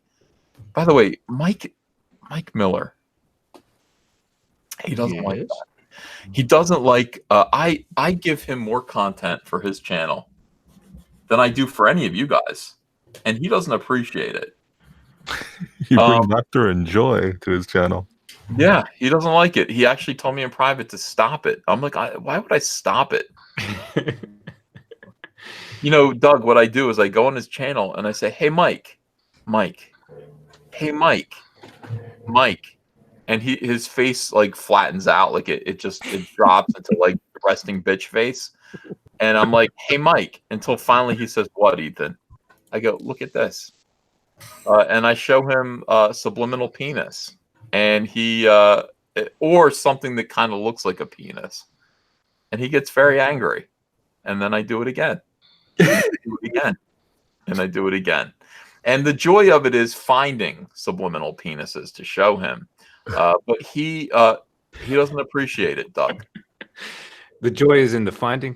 I'm sorry, Caesar. It's the variety. Yeah, it's the variety of penis that you show him. I like this, for example. I mean, just for an example of what I might do to Mike, I might say, "Hey, Mike." Hold on a second. Let me blow this up. Hey, Mike. And a lot of people have seen this, but usually I do this at like 2 or 3 in the morning, which is when Mike live streams. I'll be like, "Hey, Mike, do you appreciate the military, Mike? Mike, do you like the military?" And he tells me, Doug, is that funny or not funny? Oh, Doug went to the bathroom. He's not around. It's very funny. Okay. It is. It's quite. Yeah. The wallpaper was the one that just killed me. It wasn't just one wallpaper design, Ethan, that you found. It was 3 different ones. That was insane. I like little R2D2. I just wanted to wallpaper my basement. You know, that was it. And Mike didn't like it. I had a couple of wallpaper ideas, and he had he didn't want to help me. And he also and then I changed it up a little bit, and I asked him to help me complete. It's okay, Elliot. I asked him to help me complete my Twin Peaks VHS collection because I was missing a few volumes. And Mike didn't like that either. And he asked me to stop. And I'm not going to stop. Probably not going to stop. All right. It's hilarious. What's funny is Mike's response. It's kind of Mike's fault for seeing it. If, you know, if his mind wasn't already in the gutter, you wouldn't notice. He'd be like, "What are you talking about?" Yeah, I agree. So anyway, his name is the artist formerly known as Hey Mike. Mike, my wife was born under communism in Nicaragua, and says this reminds her of how her pro-communist neighbors turned in her family. You know. Juan Del Diablo says, EVS, changing the subject, make sure to make fun of Mike. Done. I will. The checklist has been checked. Yeah. I read Lone Star, and they messed up the Texas and U.S. flags on Lone Star's jacket. Oh, that's good. And then he points out he's male, it's militia. Yeah, he would. Nice. I don't think John Millen ever messed up a Texas flag. No. Never once. And it's called Lone Star. Yeah, should have gotten that right at least. He's from San Diego. He can't help it. He can't help it. Obi-Wan says, Uncle, first a chocolate rabbit, now a Hawaiian roll burger, and then a sad face. We support your goals, Caesar. Shaming aside, those sound tasty. Yeah, the burger wasn't that good. You know what I mean? If you're going to cheat, cheat big, do it right. I'm not going to do that ever again. And yeah, I did eat an entire chocolate rabbit last week. It was embarrassing. Grand Inquisitor said, what mustache wax does Ro use? I need a good one. Ro? Lamb fat or beef fat. It congeals just the right way. Okay. So good luck congealing. Try some wolf milk. It'll stiffen you right up. Oh, John. Oh, Yeah. man. Here we go again. It'll stand up like it's never stood up before. Oh, boy. All right, let's see. Sometimes I wonder, man. I saw that picture of you in the mayonnaise. Oh, yeah. Antonio Malpica, his little mock-up. Yeah, that's great. The one. Yeah. Penny Wisdom 1983 says, for safety, everyone should disguise themselves by dyeing their hair bright pink. No one will recognize you. Hi, Doug. Hail, Bigfoot Bill. Ta-da. Doug, is that working for you? Yeah, this is my aunt. This is how I keep from getting swatted. They think I'm one of them. You could be in the witness protection, I think. I mean, that's what you should tell people. I'm a witness protection right now. They all think I'm a Democrat and they just leave me alone. It's awesome. Andrew Huerta says everyone in CG needs to block Ren. Everyone. We don't need her. She needs us. George Alexopoulos says 10 days left on my Indiegogo for my 300-page book, The Problematic Collection.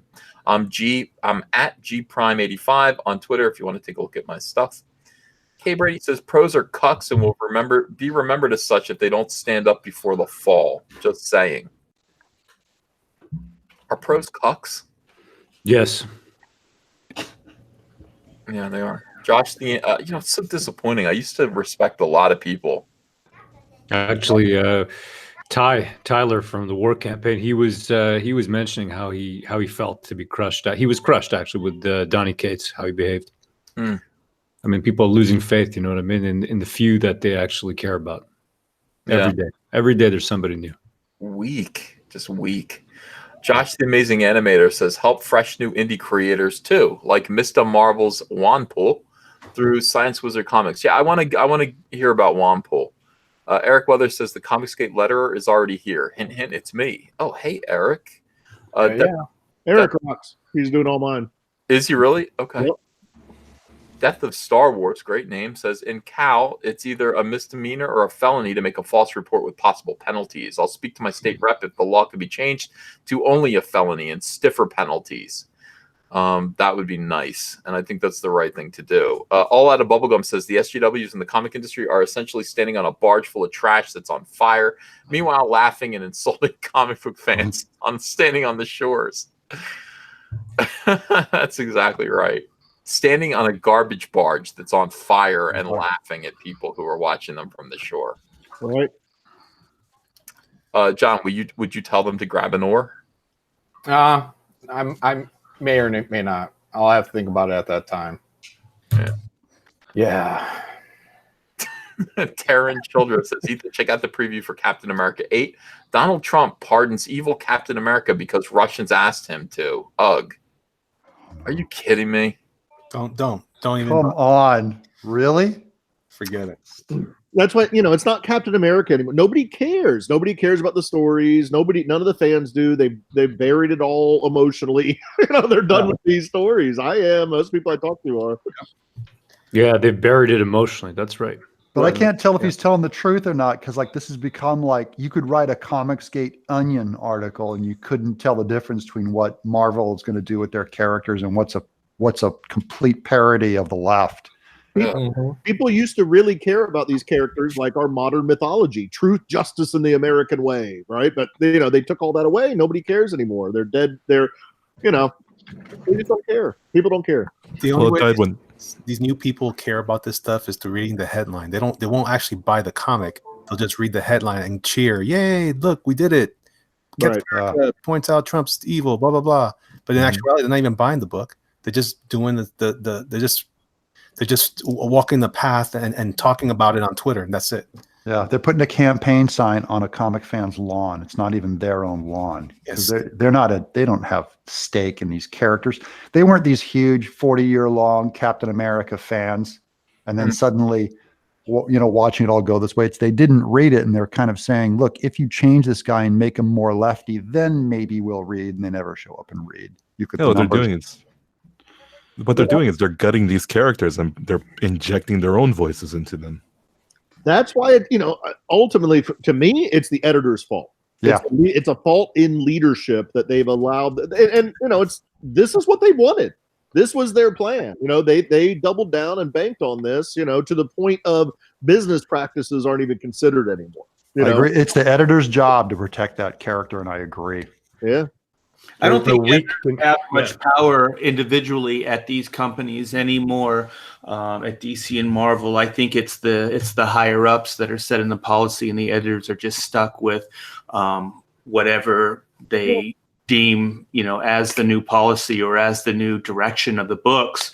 I think it's all from on high. I don't think it's the individual editors. I know those editors, and I don't think those guys are as cool with it as you might think. I don't know. The editors seem to have control of those characters so far.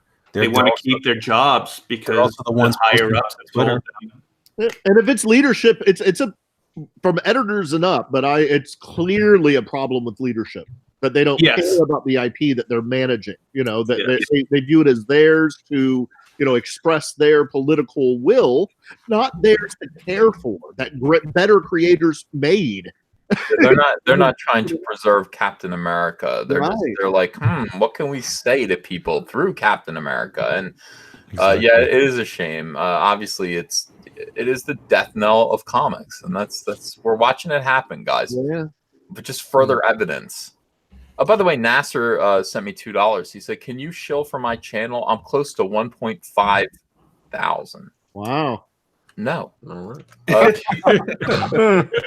Steve Turney said, "Traveling across Bulgaria, listening to your live chat and loving it." See, I love hearing stuff like that. That's cool.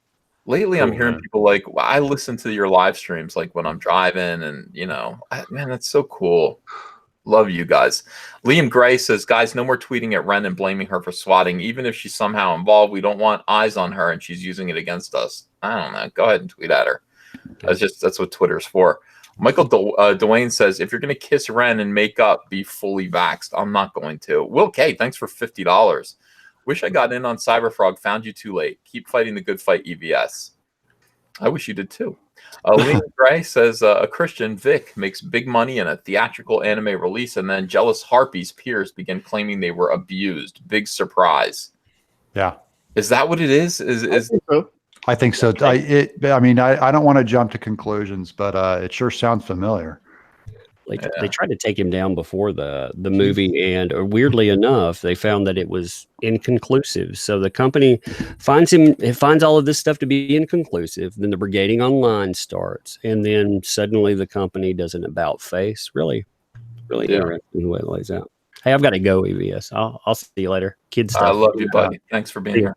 And remember, See you, and at Comic-Cons, Ethan, this guy, he has had interactions with just hundreds of thousands of people, and I just expect more victims in this. If this is his MO, you'd get a lot more than this stuff if he's as creepy as they're making him out to be. And so I'm just saying, a lot of the story, some of it rings true. He has so much interaction with young fans and stuff like that in private, and once you've started going to bed with fans and stuff, I just think that's.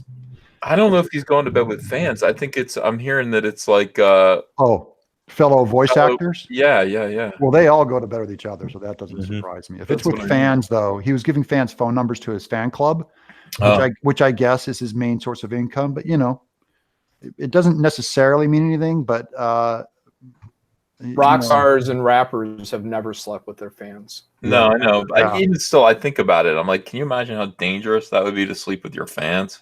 Yeah. That'd be really bad. They already look at you as like something special, and you're gonna have sex with them, and they're gonna be able to talk about it. Yeah, I would never want that to happen if I had sex with someone like Celine Dion or Shakira. That'd be the worst. Yeah, because women don't think like guys at all. They're precious snowflakes, and sex is just a nightmare. Just don't feed them your wolf milk. Oh, no promises. Hey guys, I'm gonna check out. I'm gonna go take my wife to lunch. Yeah. And thank you guys so much for having me. And let's not do anything crazy. Everybody be cool.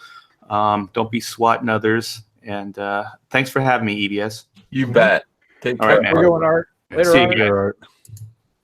Thunderbird says common sense ain't that common anymore. Graphicattack.com says comics get strong. I'll join you soon with my graphic novel. Supernova 2016 says, how do I contact Doug about a commission? They're only available through Indiegogo, so you got to do them through the campaign. I don't do personal commissions. There you go. Doug, you promised me. What the fuck? Oh, my friends, any Comicsgate guy on this panel can ask for anything from me, and I'll do it. So I owe all you guys. So that's just a given. I need a new roof put on. Well, I don't mean, no menial chores, but like if you need something drawn after the campaign, don't get me during the campaign because I'm gonna. Doug, I'm gonna commission a Rainbow Brute. Yeah, I'll do one for free. I'll go out. Doug, I want to commission a hug. Can I get that? Yeah, all the time. No one here has to pay for hugs. No one here has to pay for commissions. No one has to pay for original art pages. Back rubs, neck rubs. I don't know. Yeah, I'm going to publish this though, Doug. You're going to get paid. I mean, for God's sake. I don't care. Ethan, I've been paid. You raised, 50 grand on one show. So I'm just Caesar going. is generous. That is amazing. You just say, I'd like some art, and I'll go, sure. Tell me what you want. Nah. Thanks, Doug. I don't work that way. It's my pleasure. It's my pleasure. I do. Always. Timecode Mechanics says support Victor Locke, Demon Noir on Indiegogo. What a cool name for a comic. Victor Locke with an E at the end. Demon Noir. Mythos Irving says, you missed my super chat about not ordering you a big sausage pizza. Thank you, Boomer SOB. That's not true. I did. I said that.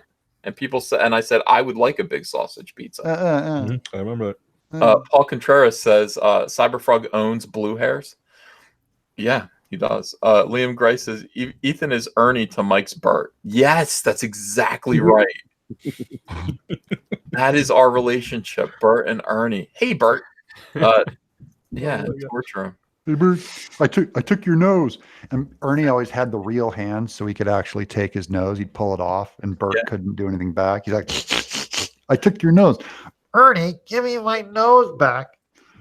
You're so right. Bert didn't have real hands. Yeah, so Ernie could just work him. He couldn't do anything back. Oh, I didn't even think of that. Yeah, that's interesting. Yeah, Ernie was great. I always thought Ernie had a good sense of humor, and well, that's what you would do if you lived with Bert, though. You would have to torture him because he's just, Mike is the same way. Mythos Irving says, and yes, I super chatted just to point out your boomer moment. You know what I am, thumbs downing you video, you boomer SOB, unsubscribe. Well, don't do that. Reagan Lodge says, Doug, hire me for bodyguard. I'll flex menacingly at suspicious people for you in nothing but jeans, shorts, and shades. Yeah, I'm in. $50 an hour, plus 1 daily jar of coconut oil. Doug. Come on, I'm in. Reagan and I have threatened that we're gonna naked wrestle. This is Comicsgate. Yeah, he's an old friend of mine. He's the bizarrest weightlifting monster, buffed, awesome artist I know, and I would only offer that to him. That's really good. That sounds all right. Brady, we're very into Spartan, very Spartan, very into Spartan. K Brady says the mainstream is done. # no more sandwiches. Huge Ass says Ryan Reynolds is playing an NPC in a new movie. Really? Blackout says, got any advice for a creator who makes comedy comics aimed at adults with a cartoony underground comic-ish style? Yeah, watch out because Doug is your direct competition. That's right. Be funny. Be funnier than me. It's not hard. Be funny. Work on and craft your script. It's all in the script. Yeah. Writing. Muppy Hindguard says, I listen while writing. Rage fuels comedic banter. Obi-Wan says, World Class Bullshitters Jeff's Brie Larson Captain Marvel video just went over 1 million views. Congrats, Jeff, in only 4 days. Caesar, when is your video going to do this? Caesar, well, never. Jeff, first of all, Jeff sat down and he was like, I'm only going to make one Captain Marvel video, and it's going to be the one that counts. It's going to be the definitive Captain Marvel failure video. And he does that, man. He gets 100,000 views instantly, and then we watched go over 1 million. I don't know. I don't know how to do that. My highest viewed video is like 350. You go for bulk. It's bulk, not quantity. I mean, quality. You're going for quantity. Yeah, I every now and then I'll spend time on a video, but really I see my thing as just daily news blips, daily humor articles. And I've never had, I'll get like 50 to 60,000 views, and I'm quite happy with that. But yeah, 1 million.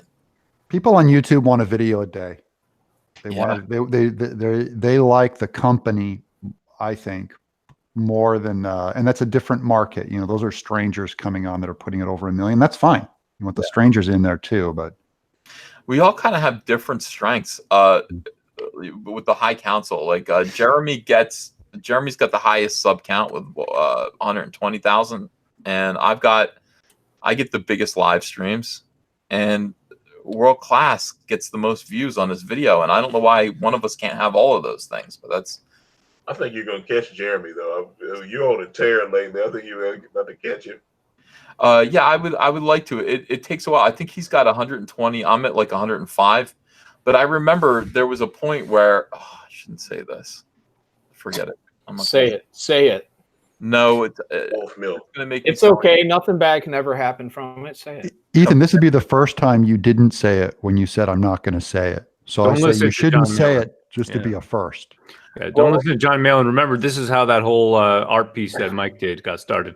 Yeah. All right, moving on. Argentico 2003 says Vic allegations started after he refused to sign shipping art. Yeah, so somebody brought him his characters having gay sex or something like that. Oh shit! And it's true. It's true. He said, "I'm not signing that." The fuck out of here! What? Hilarious. He went against his faith, something he didn't want to be a part of, I'm sure, and he was targeted for that by bigots. Yeah. Naobi Comics says, first super chat, Edwin was kind to me, sharing my project even though it was not Indiegogo. All the best to Edwin and family. Mythos Irving says, I'm the dumb boomer. See, Mythos, exactly. I did read all of the super chats. Chicken Stiff says, we must present a united front. So please read out my name saying, Hail Row, hatchet buried. Hail, brother. Hail. Peace in our time. Hail Comicsgate and hail Caesar. Nice. And Mythos Irving says, I messed up, but still smarter than SJWs. Of course you are, Mythos. And thank you for all the super chats today. I appreciate you, my Canadian brother. Yeah. What I was going to say that I stopped myself from saying is that I actually do kind of set little goals where I'll try to catch up to people. And I remember watching and going, I'm 15,000 subscribers away from this. And then I would watch every day to see that I was gaining. Like I was trying to get faster, gain subscribers at a quicker pace. You know, I've done that my whole time. Competition works. You just have to. So I could look at Jeremy and go, well, am I gaining faster than he is? But Jeremy has the algorithm, and he is, you know, he will catch a quick burst and he'll blow ahead to 150. I tried doing it with you, Ethan, but I still got like 98,000 to go. Yeah. I'm about to go over 10,000. I've got it. I think 9,200. So subscribe to Doug Tenaple. Oh, yeah. I've been losing like 3 subscribers a day now for 3 days, but it spikes. It spikes and then it goes down.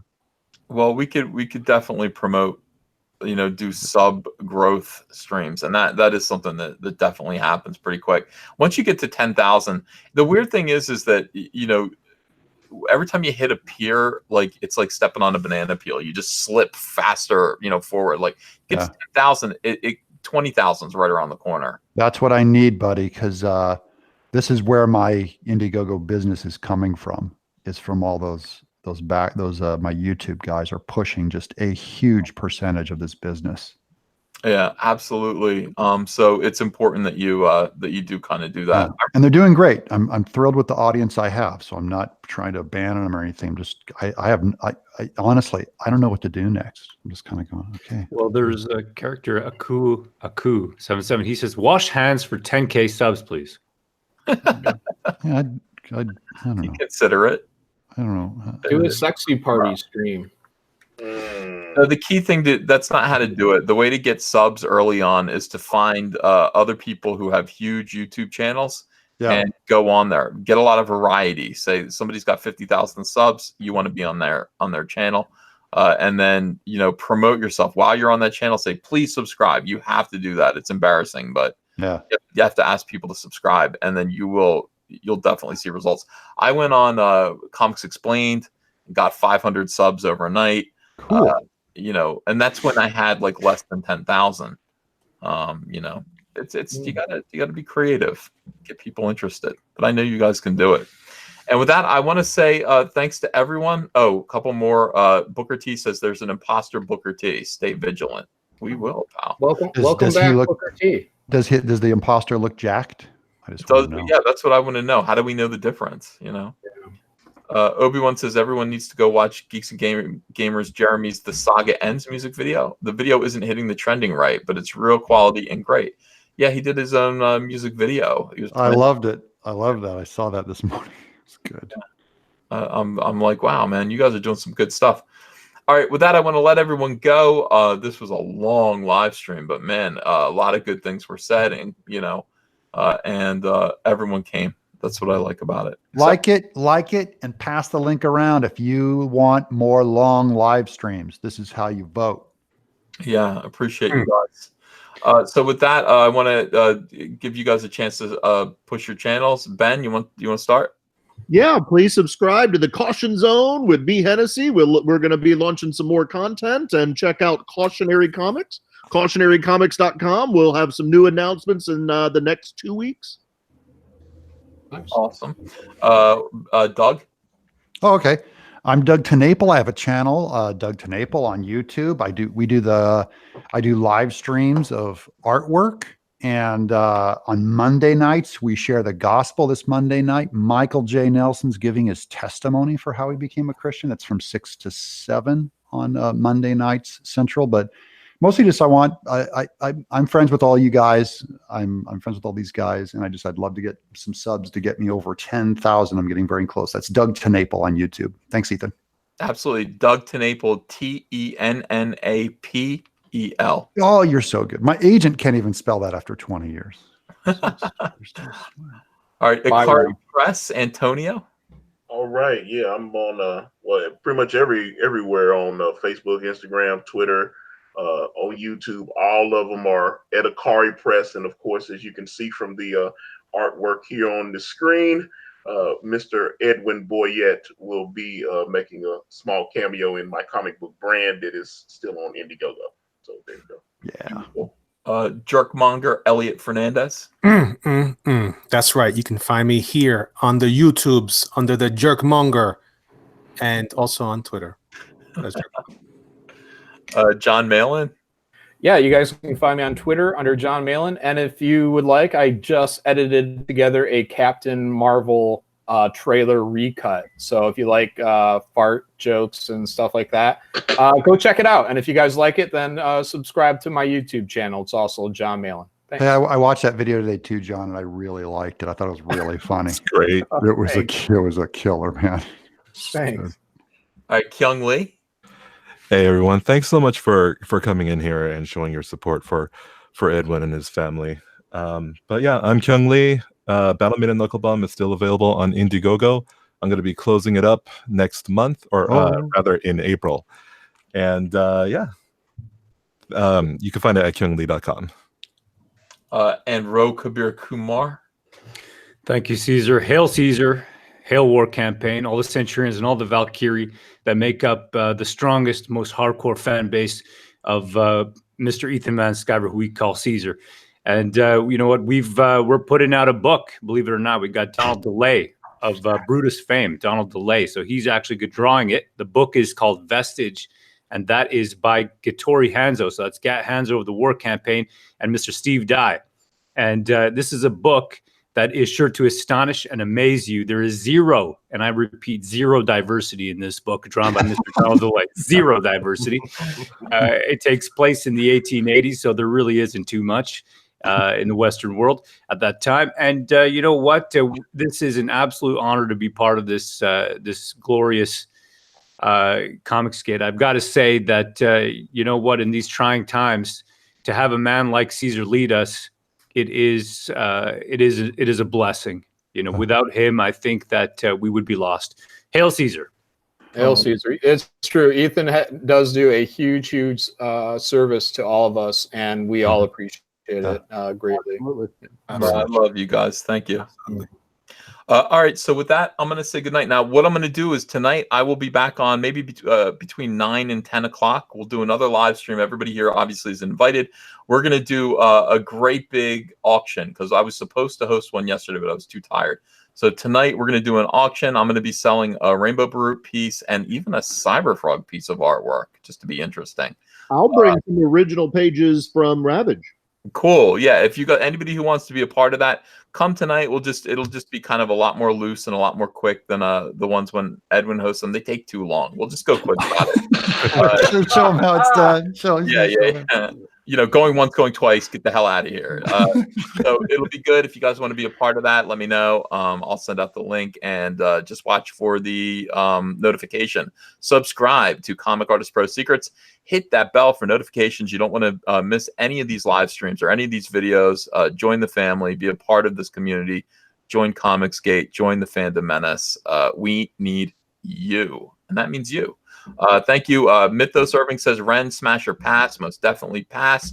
Thunderbird says, one last super chat for the road. And I thank you so much for all the super chats. I think you bought groceries for the next month, everyone. And I will see you tonight. Bye, everyone. Bye.